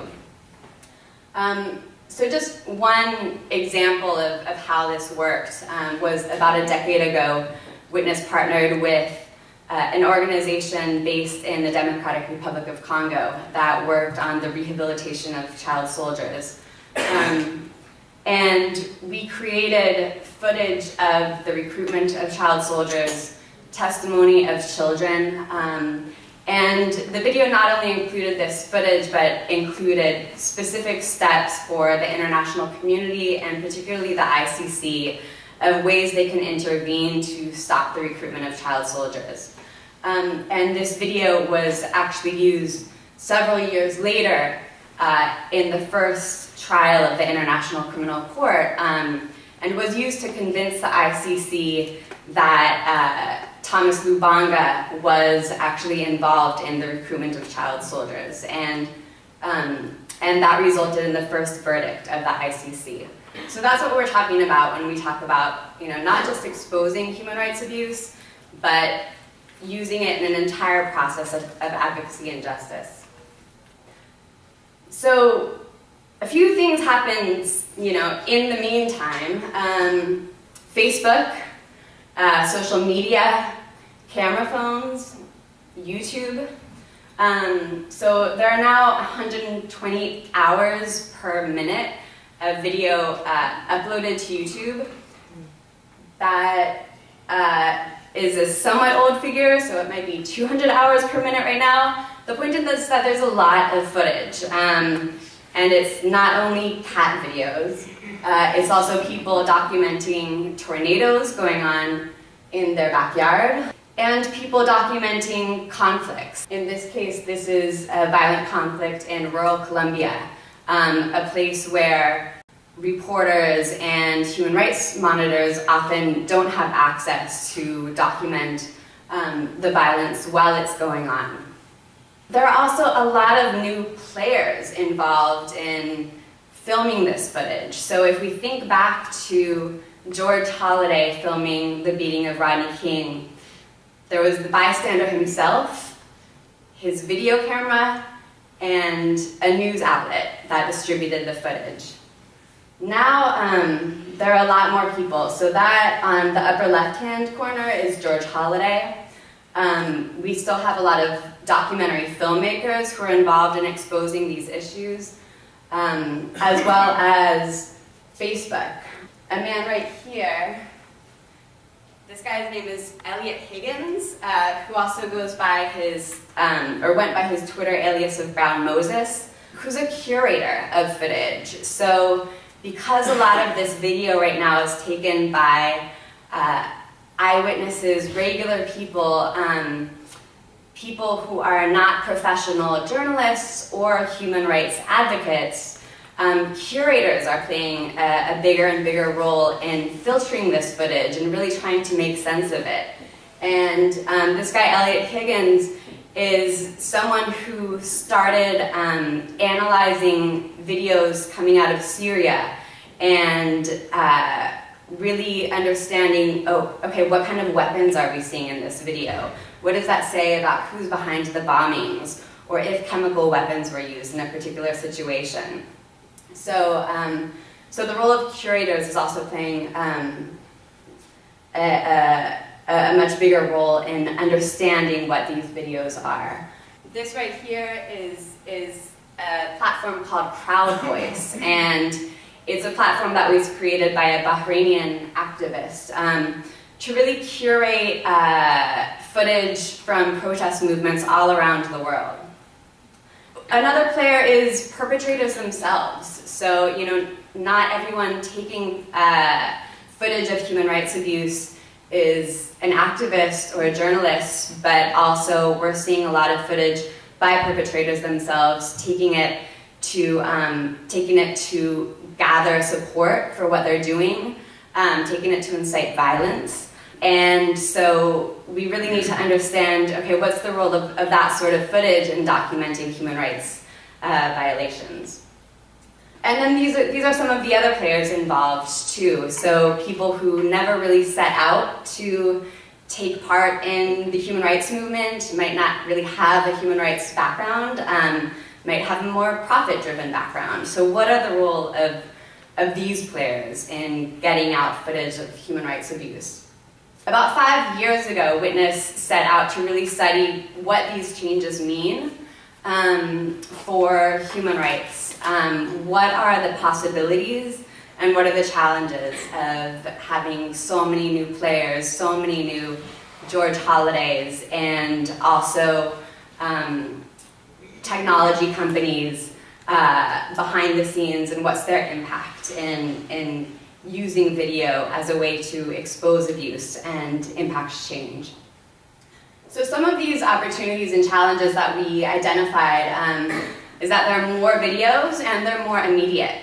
That's both a good thing, but also it means that there's a huge volume of video. So how do we make sure that in the sea of videos that are uploaded onto YouTube every day, that one particular video of a beating by the police or of a chemical weapons attack in Syria is surfaced? And also, how can we make sure that it's verified and trustworthy?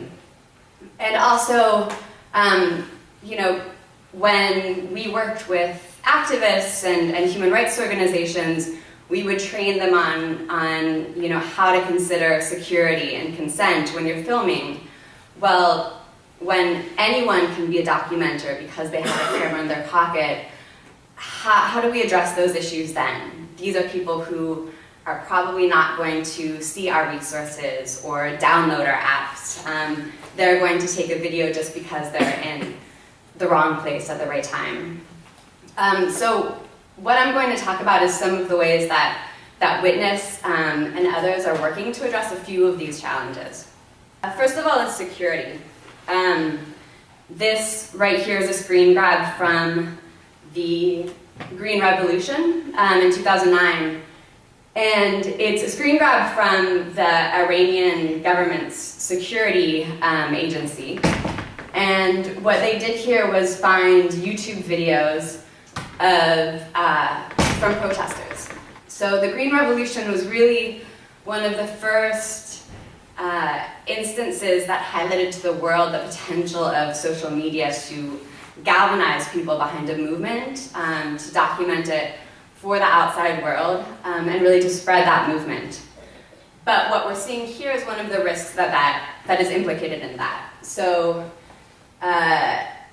this was really somewhat of a threat to activists. It was more theater than anything else, but it was saying, okay, you activists out there on the streets, you're documenting this for the world to see. Well, we're watching you as well. We're watching these YouTube videos, and we're asking for the public to help us identify these people in these protests.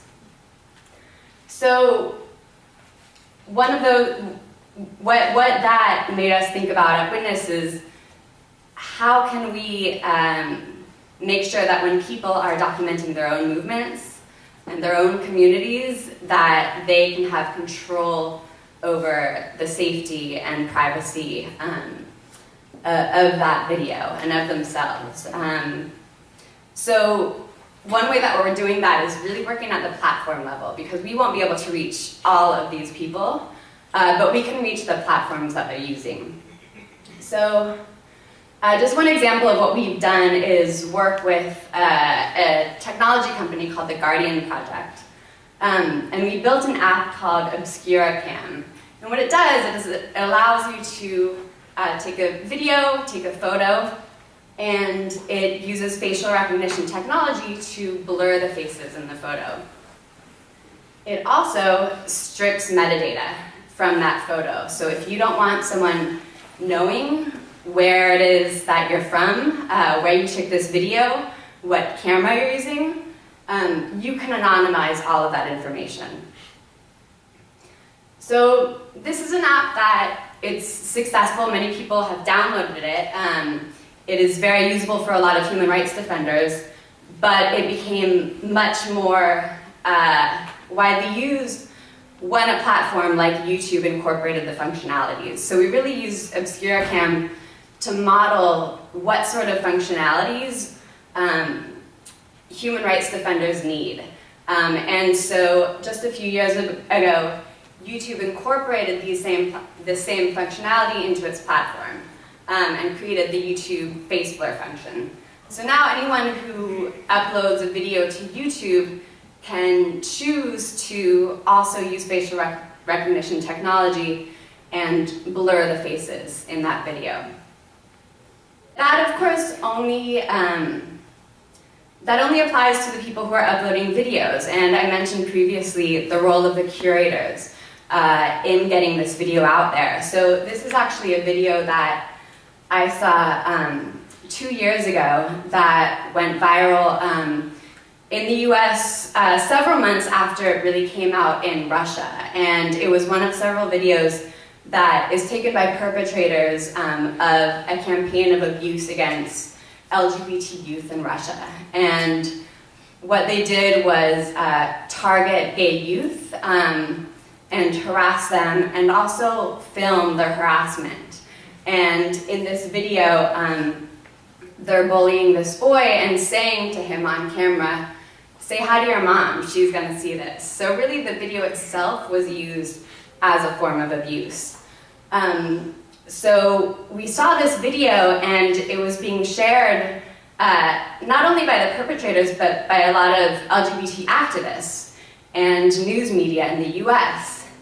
And they didn't realize that while they were sharing the video to expose this abuse, they were also helping perpetuate that abuse because they were sharing it without anonymizing the victim who was in it. So this is just another of the challenges in terms of people sharing videos to expose abuse, but we really need to understand as a public and as the platforms who are creating, as the platforms who are facilitating the sharing of this sort of footage, how can we, make sure to understand what the risks are for the people in that footage. On to the challenge of verification and volume. This is a video that we saw shared on Twitter by a number of Venezuelan activists at the height of the protest movement in Venezuela last year. What it says here, for those of you who don't speak Spanish, is GNB tortures student in Táchira. And GNB is the name of the Venezuelan riot police. It just so happens that we saw the same video shared with a slightly different description. And here it is referring to the torture by ESMAD, which is the Colombian riot police. So this is a challenge that we're seeing every day with every protest movement. We're seeing videos that are shared out of context, and they're shared by activists unknowingly, thinking that this is abuse from one situation when it's actually from another. And this is a serious challenge for those of us who are trying to use video to understand what's going on in places that we don't have access to, places like rural Colombia, places like Syria, where it's too dangerous for human rights monitors and journalists to be on the ground. We're reliant more and more on the videos produced by average citizens, citizen journalists, but how can we make sure that it's authentic? So one way we're going about this is addressing the question of metadata, because when you upload a video to YouTube, YouTube will strip it of the metadata that will show where it was taken and what tools it was taken with. And so by giving the user control of that metadata, that's one way that the user can share with the recipient of the footage that this was actually taken at this place, at this time. So we created something that's kind of the inverse of Obscuracam, and it's called Informacam. And it really embeds that metadata into the footage that you take on your phone. It also, because of the risks involved in that, encrypts that data, and it can share it on a secure server,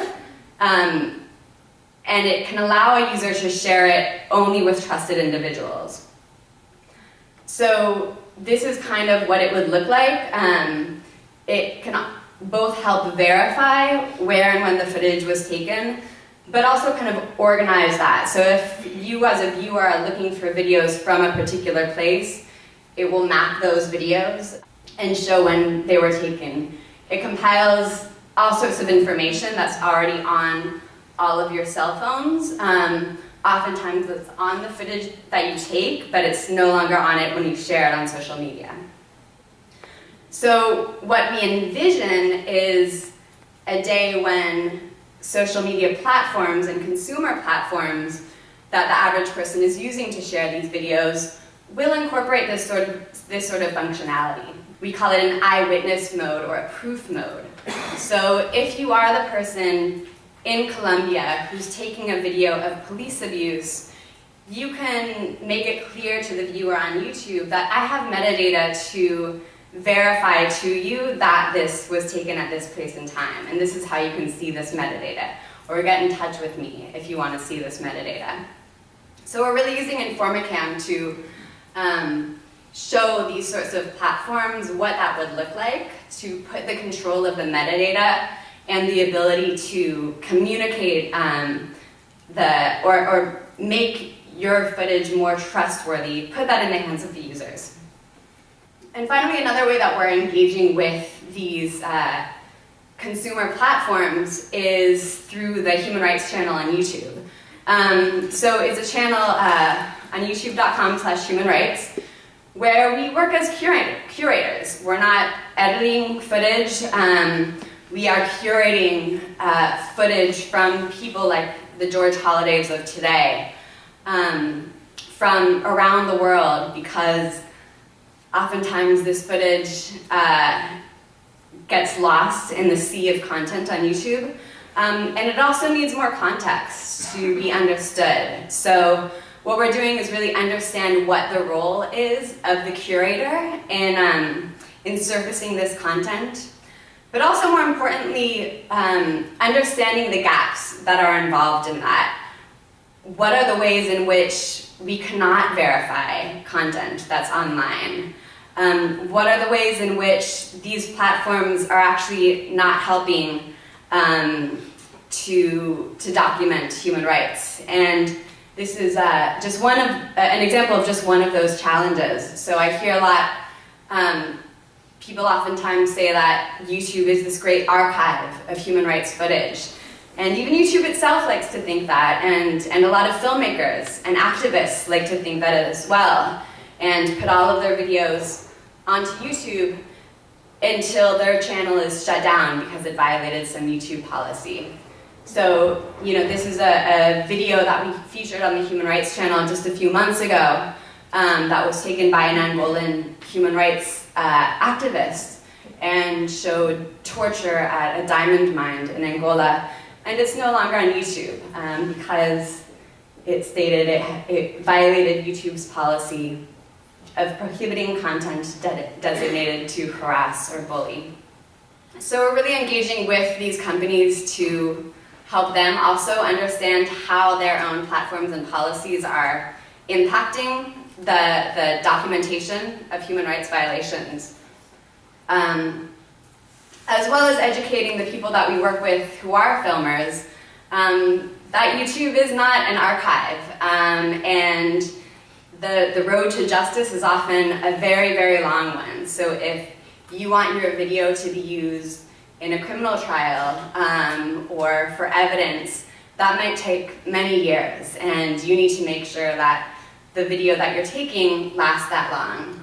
This is just another example of the filming of the fatal shooting just last Sunday by the LAPD, which was originally released on Facebook,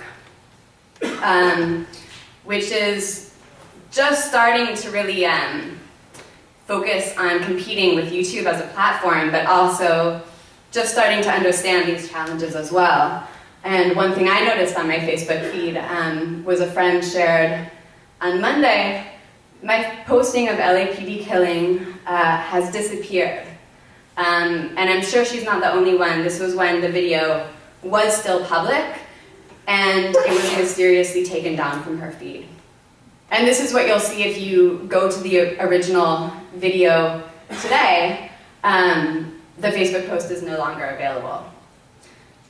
Obviously, we know that the video has by now been scraped and distributed and broadcast by news media and exists in many other platforms, but this is just one example of platforms understanding or not understanding their role in archiving and preserving this documentation, as well as perhaps the challenges of the eyewitnesses, the people like George Hollidays, and how it impacts them when they suddenly find themselves and their own Facebook page the focus of millions of strangers. So that goes to the challenge of preservation. One of the things that Witness put out a few years ago is the Activist Guide to Archiving Video. And it's now become a really essential part of all of our trainings with human rights filmers and activists, is really understanding the role of archiving and how important that is in documenting what's going on in your community. Working with activists around the world, we're also realizing that on the one hand, we have activists who are very often putting themselves at grave risk to document human rights abuses, whether that's in Syria or in Brazilian favelas, where people are documenting police violence as well. And they really want their footage to be used not only to expose what's happening and land in the news and galvanize attention toward an issue, but they want it to be used as evidence. And at the same time, we see more and more human rights investigators, people at the ICC, people at the UN, want to use this sort of footage as evidence. They realize the potential of footage by the modern day George Hollidays, and yet most of the video that's coming out doesn't have the information that's really needed to provide the evidence. So it's much easier for activists to document a police beating or a bombing than to turn around and capture the badge number of the officer or capture the vehicles of the security forces. That sort of evidence that could really help to compile cases against perpetrators of human rights abuse. So one thing that we're working on that we're just starting to release on the Witness blog is what we're calling the Video as Evidence Guidebook, to really connect these two communities, help activists who are working on the ground documenting human rights issues really effectively capture on camera what is needed and what will help their video be used as a tool for justice. And I'd like to just close by playing a montage of some of the videos that we featured on the Human Rights Channel last year, because I think while I've been talking about a lot of the challenges that exist in this new landscape, it really illustrates how effective activists and regular people on the ground are in documenting human rights violations around the world. So hopefully the audio will work here.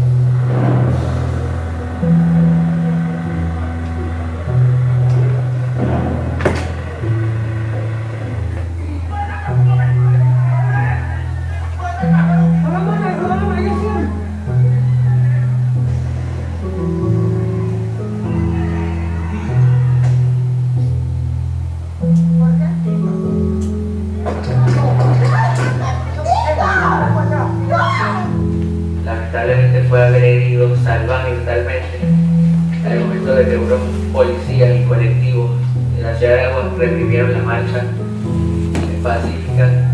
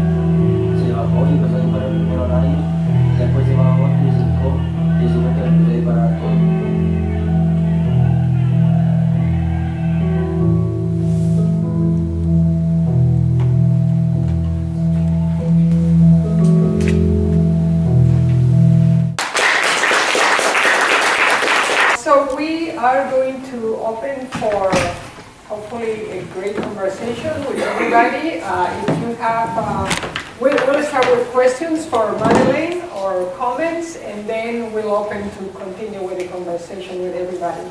Yes.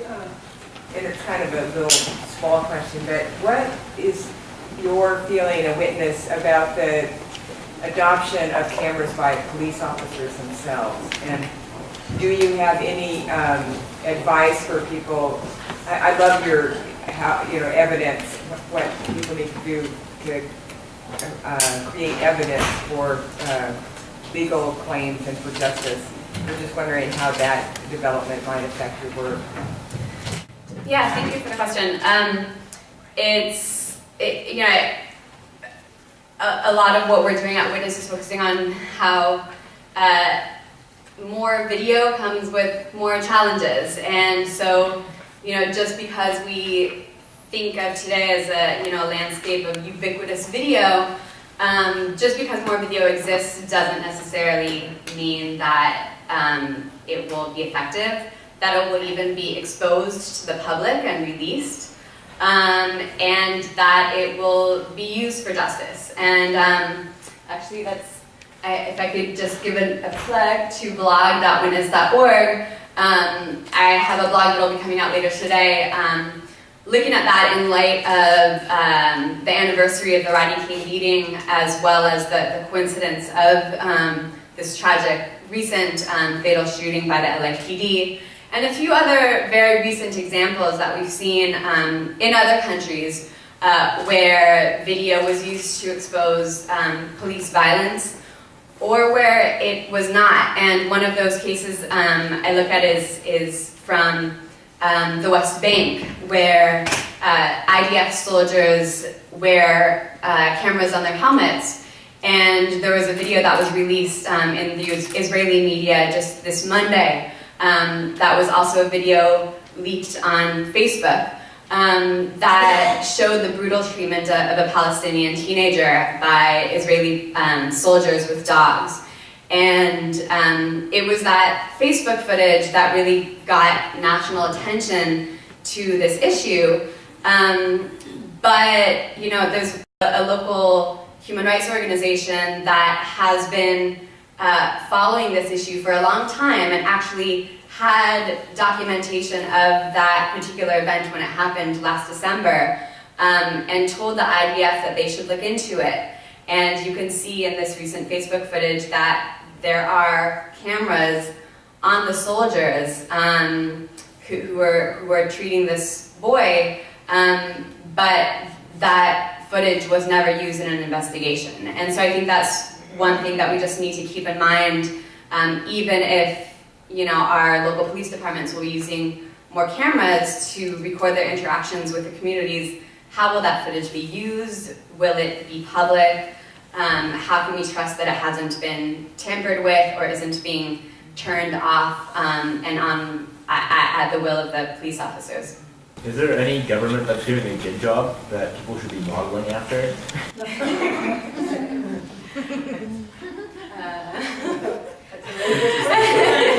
Don't look at us. Are you asking specifically about body cams, or?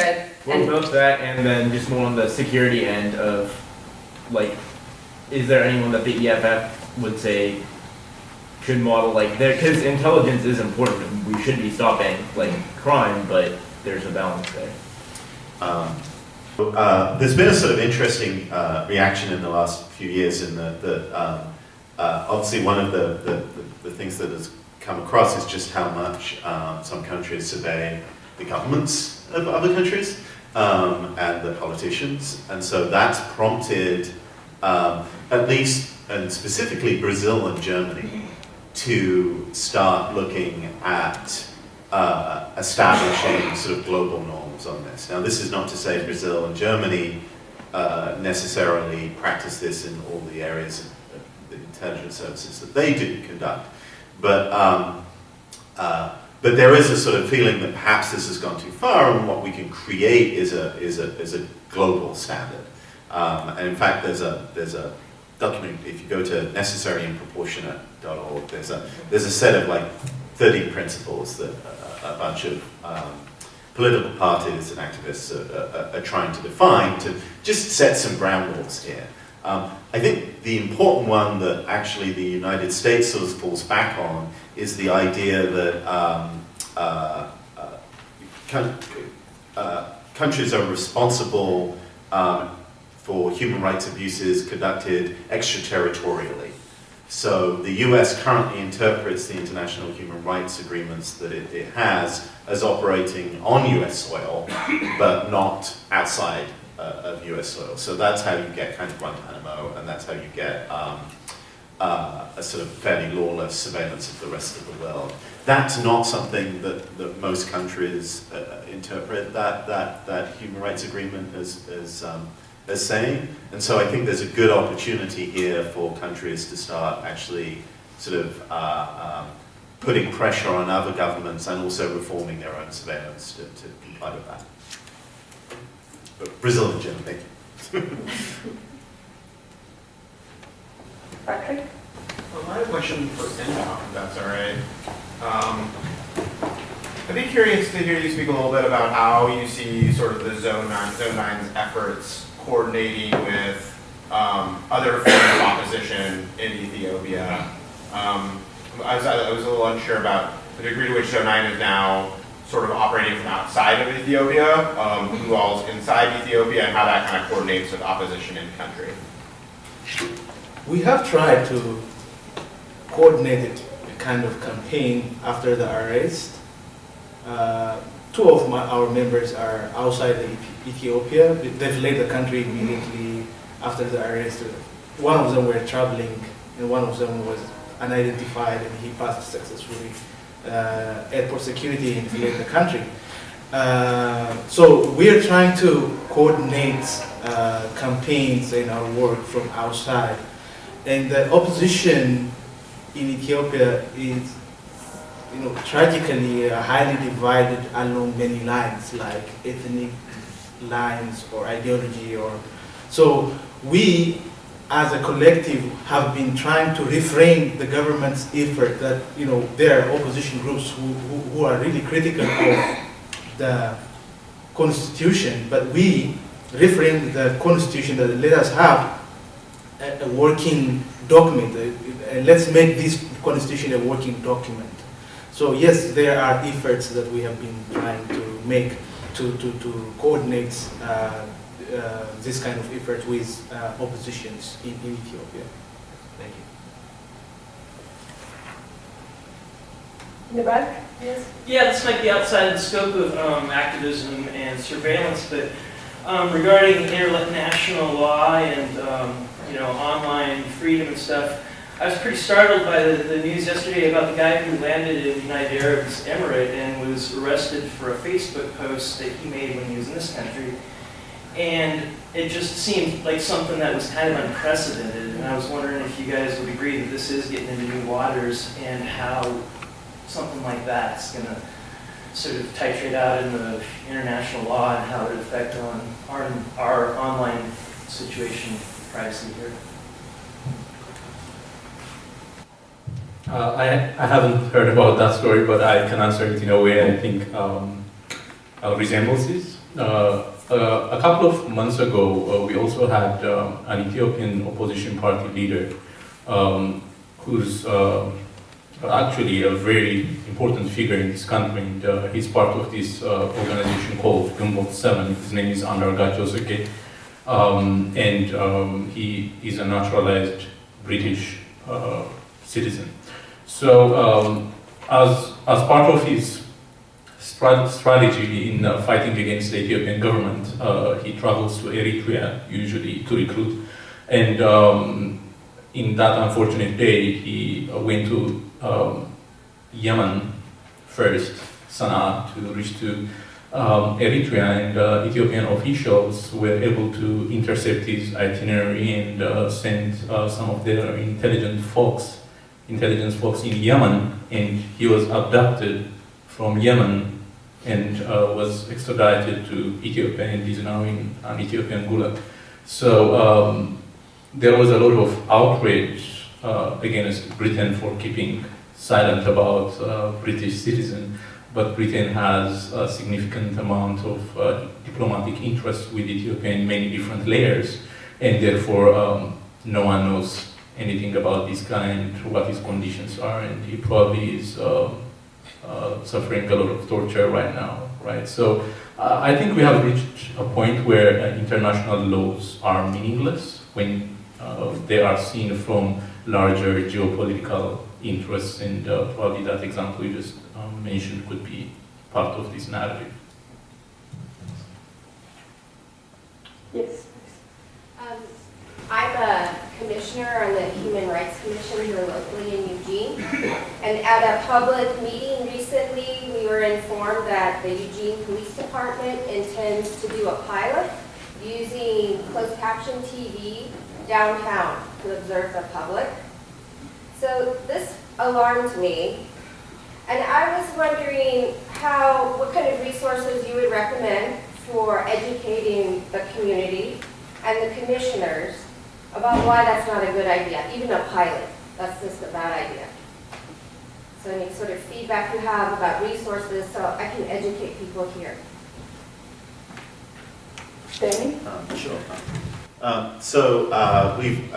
We've conducted sort of objections to this sort of pilot in San Francisco. I don't have the internet in front of me, but I think you might be able to find some resources on the EFF site, and I can probably point you to other groups that have worked in that area. The concern we have right now, I think, is as much there's a lot of support for connecting up existing CCTV networks and sort of pooling that information. So I think that's one of the things that's always useful to try and convey, is that a lot of people aren't too concerned with having a small network of cameras, but if you can make clear to them that eventually there's impetus to kind of collect that data and then add it to what are called fusion centers, which is where you bring together all of that information, license plate readers and things like that, and then be able to successfully sort of actually track individuals as they move through. So I'm just putting up the Electronic Frontier Foundation online page. Oh yeah. So I don't have the internet in front of me, but it is behind me.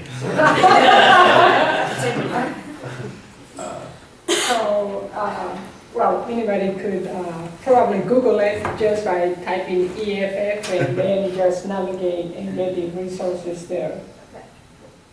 Yes. I just might add to that on regular occasions, I have seen the Eugene police go through demonstrations and crowds and film everybody, and so that does bring up a concern of why they feel they need to concern and identify people in crowds. But, yeah, just comment. Any other questions? Mike?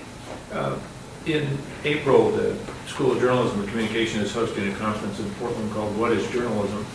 And the spirit of this is that in a world where anybody can publish globally, what defines journalism and I guess the follow-up question would be, what should the journalists of the future think about the world in which so many people can contribute? A lot of journalists are very resistant to the notion that somebody who isn't trained as a professional can in fact contribute to journalism. I'd be interested in what advice you would have for the journalists of the future about this world.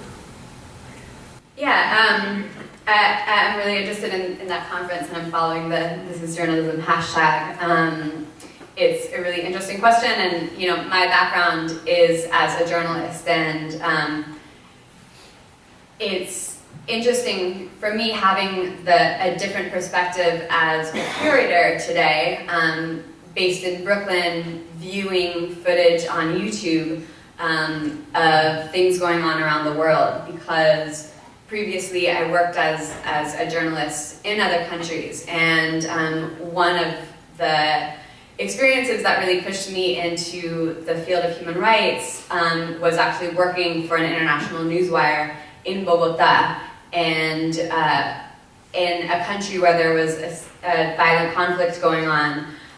We didn't have the resources to send reporters to rural communities where there were executions of indigenous leaders. And so instead, we were based in Bogota, reporting on Shakira, reporting on other events that we could cover from our Bogota offices.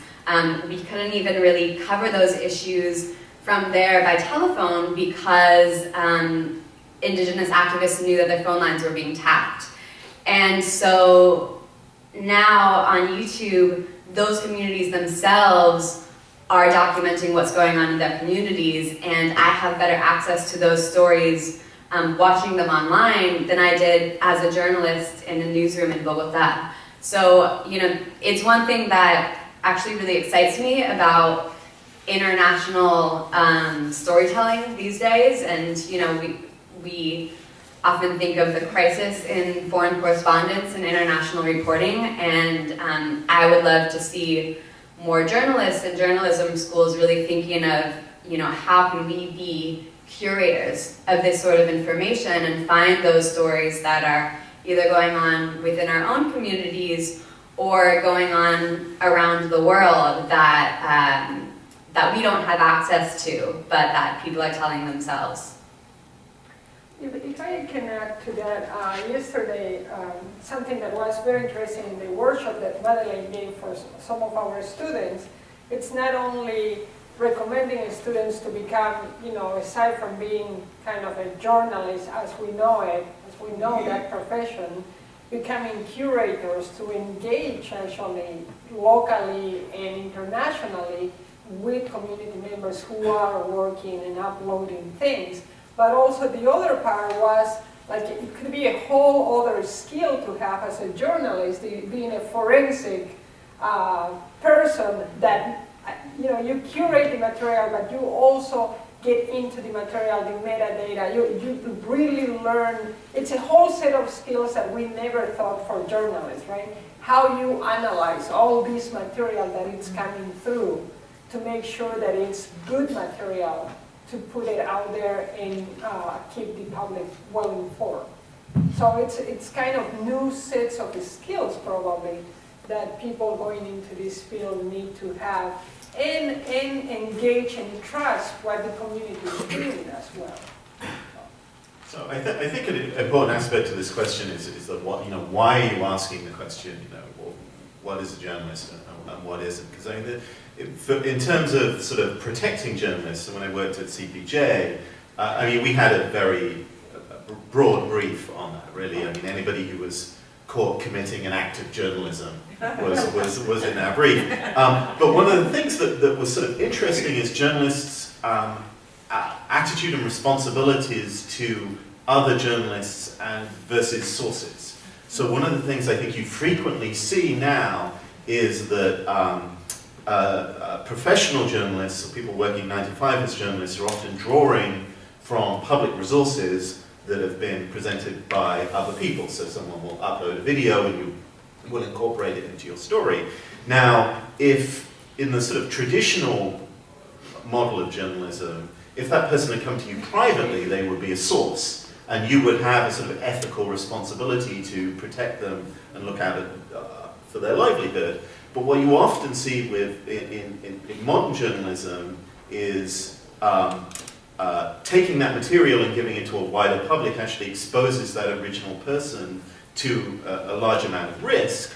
And it's very easy for people to say, well, actually that isn't my problem because that's just a public resource and they're just another journalist and I don't have any commitment to that. So actually there's a flip side where, in fact, it might be better to think of these other people who are doing this not as journalists, but as sources that you have some responsibility to. Carl? Yeah, I get kind of in the vein of this discussion here. The panel, as it's set up, is very much about, has been very much about kind of the dangers of surveillance from the state, from governments, and clearly, as you dramatically illustrated, we need to be paying attention and things have to be done and institutions have to be put in place to kind of, do that work of kind of monitoring governments, et cetera.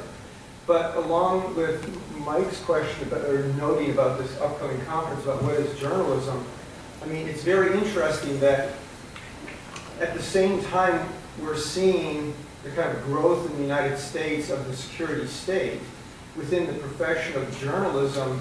What we're seeing is, both in so-called professional journalism and professional journalism education, what we're seeing is a movement amongst the professional kind of class of journalism in the direction of a kind of economics. Like there's more of an alliance between journalism and advertising as journalists struggle to figure out how to save their own jobs or save the traditional industry. And so most of the, a great deal of the talk that's going on there is about kind of journalism, business partnerships or advertising partnerships. And the idea of journalism as having the responsibility to develop relationships in the sense that many of you were talking about, and Gabriella was just talking about, developing relationships with the communities and the people affected in those communities, that those are the primary relationships that need to be kind of addressed and accessed. Madeline's comments about her experience of being able to find out more about what's going on in a rural village from YouTube videos than she is able from inside of a newsroom, I think is in so many ways the direction in which the institution is headed, because there's an incredible question about what are we doing and who is our allegiance to in terms of what we're doing. And I think the field of journalism is deeply confused about that very issue, because in my own view, they don't have a very sophisticated sense of what knowledge is or its relationship to the public, and for that matter, to social justice. So I guess, I don't know if it's a question or comment or an observation. I'm curious what your thoughts might be, about that whole subject. Anybody like to comment on or add to the comment? Danny? I was rehearsing my long response to yours, but actually you answered it, which was, I think it's about allegiances. I think one of the biggest risks for journalists is when they become captured by the people that they're familiar with. So if you work in DC, you end up being friends with the government sources, and so you're much more sympathetic to their position. And of course, that's the risk with economic support too. Like you end up, even if they're not sort of hammering down your door, you end up sympathetic to your advertisers' position, or just the economic situation that you both find yourselves in. And I think it is a challenge to for journalists, particularly when what the information they're getting is sort of mediated in this way, and that you're picking up uploads and you're picking up text somewhere. Going back to the sort of definition of what a journalist is, I really liked the definition that somebody gave me once, which was, well, journalists are people who pick up the phone, right? And that gave me some pause, because I've done a lot of journalism in my life where, like, I've just written up what I've seen out there without actually calling someone or finding or doing some extra research, because there's so much information out there. But I think that one of the dangers that you have in a world where you can just sort of curate and collect is that you can do that at one remove, and you can't necessarily do that with your economic supporters or just the journalistic community itself. And just to add on that,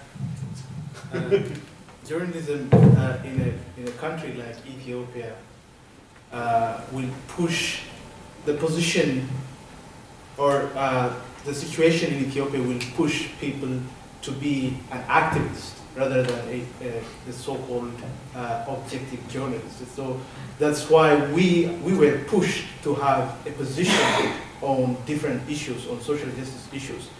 And that's why we call that blogging is journalism in Ethiopia. I mean, for me, one of the interesting developments I see in the United States is that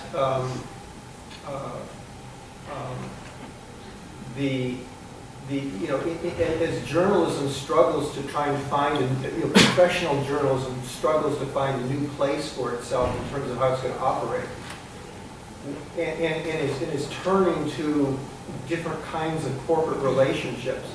What seems to be totally left out of that move, in a reflective sense, paying attention to the implications of that move, is not looking at the extent to which we've moved into this period of where we have a corporate state, that we have a situation where the state has now become deeply intertwined with the corporate class.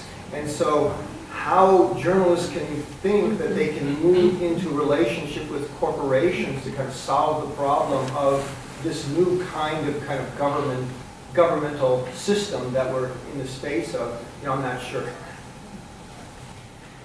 Okay, yeah. Well, I was thinking similar. Does Ethiopia have a record, paper like the New York Times that is the public record? Do they have media at a local level that would like have a weekly? What is the situation?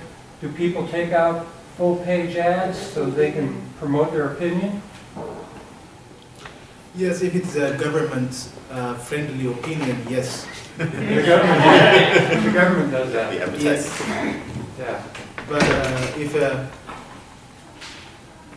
if an opposition, in 2 months there is an election, a general election in Ethiopia.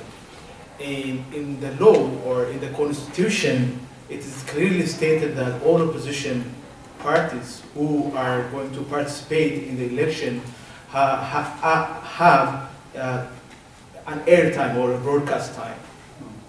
But in reality, there is no such a thing. It's only the government or government-friendly opposition. So the Ethiopian government is so kind of deceptive that they have created fake opposition groups, and they are not oppositions. They are supportive of the government. We support the government. We have improved in a lot of economic progress. So we are trying to support the government. We are here as an opposition party, but we are not here to replace the government. So they will be given, editorial positions, airtime in TV and radio, but not real oppositions. So there is no, equal and equitable distribution of spaces or public spaces in Ethiopia. And 100 million people agree that's the truth of reality. That's the reality of it. Well, there is a very high risk factor. They may not necessarily agree with what's going on, but there is a fear factor that people do not speak unless glancing over their shoulder, and they do not speak against the policies freely in public places, in coffee houses or in a bar. So there is a huge fear factor in the country.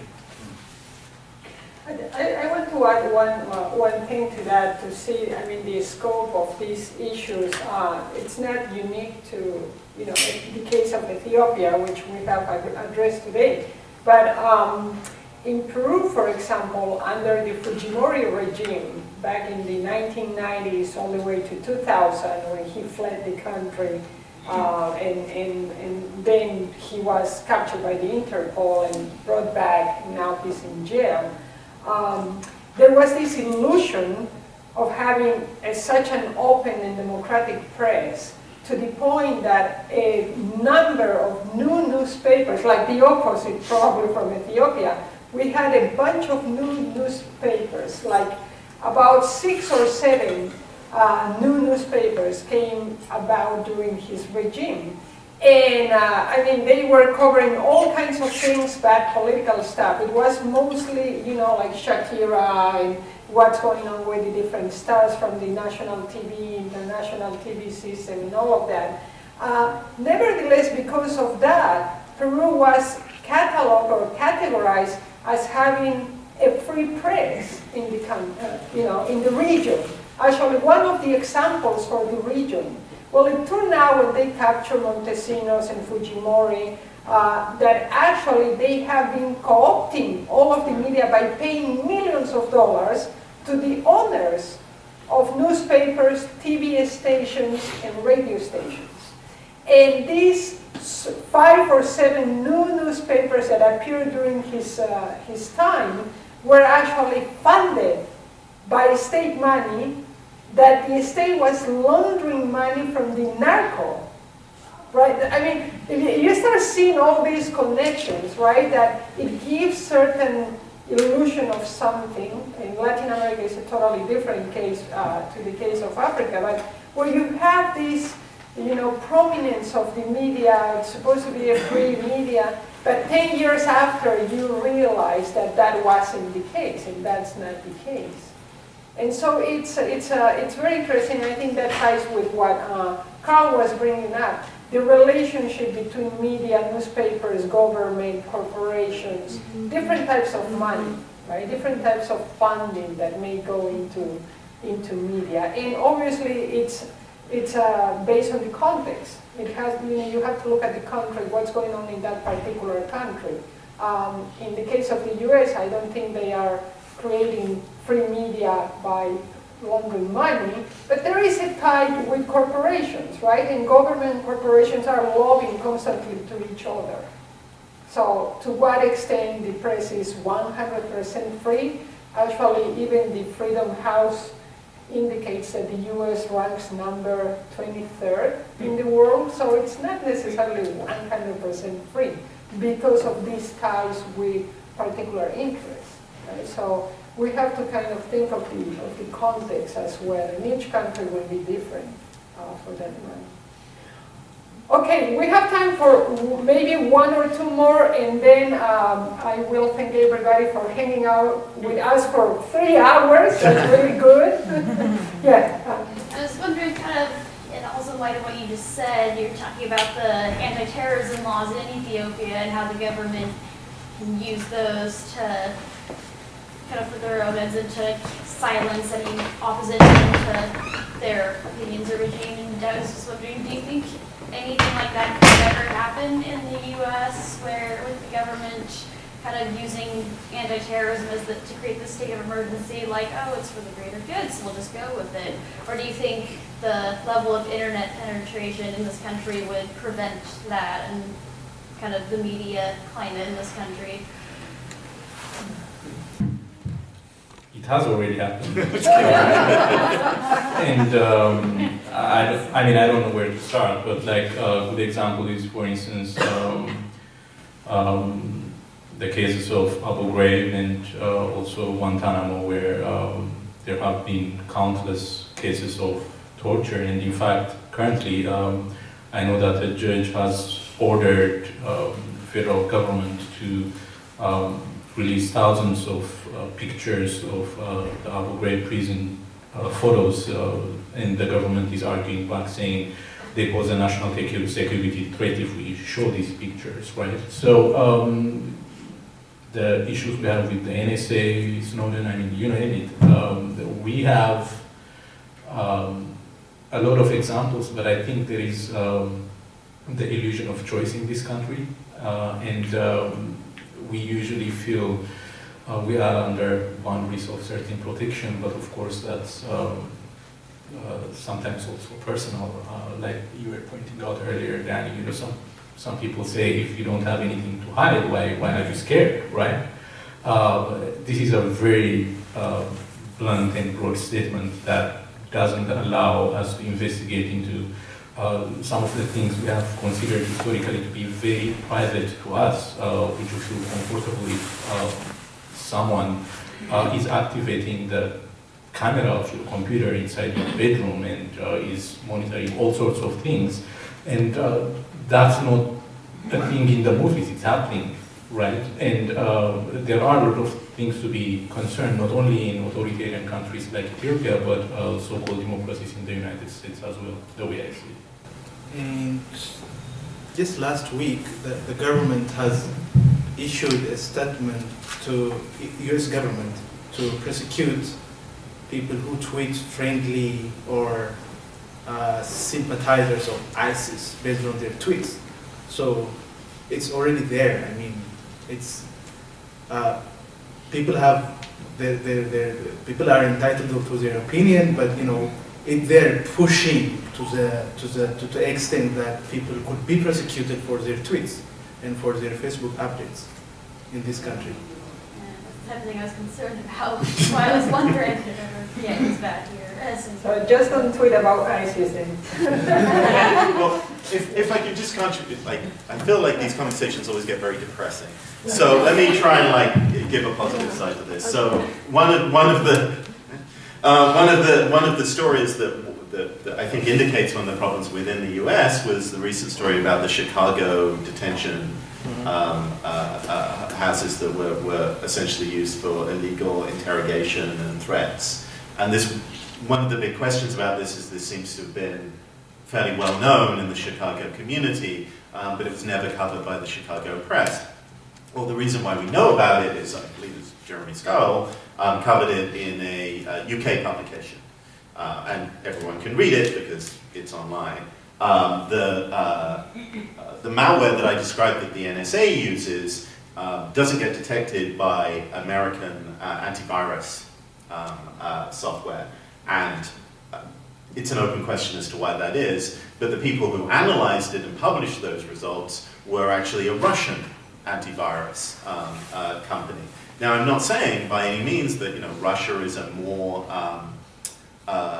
stable or less repressive state than the United States, but that's where Ed Snowden is, and the fact that we can still hear what he's saying and we can still read communications from people who are at some remove away from the threats that they're documenting, case in point in this panel, I think shows at least a positive benefit of having a global internet where it's actually quite difficult to prevent that information going out. So it's a tragedy that people have to be exiles in order to work on that and to spread that news, but at least that means that we still get to hear what they have to say.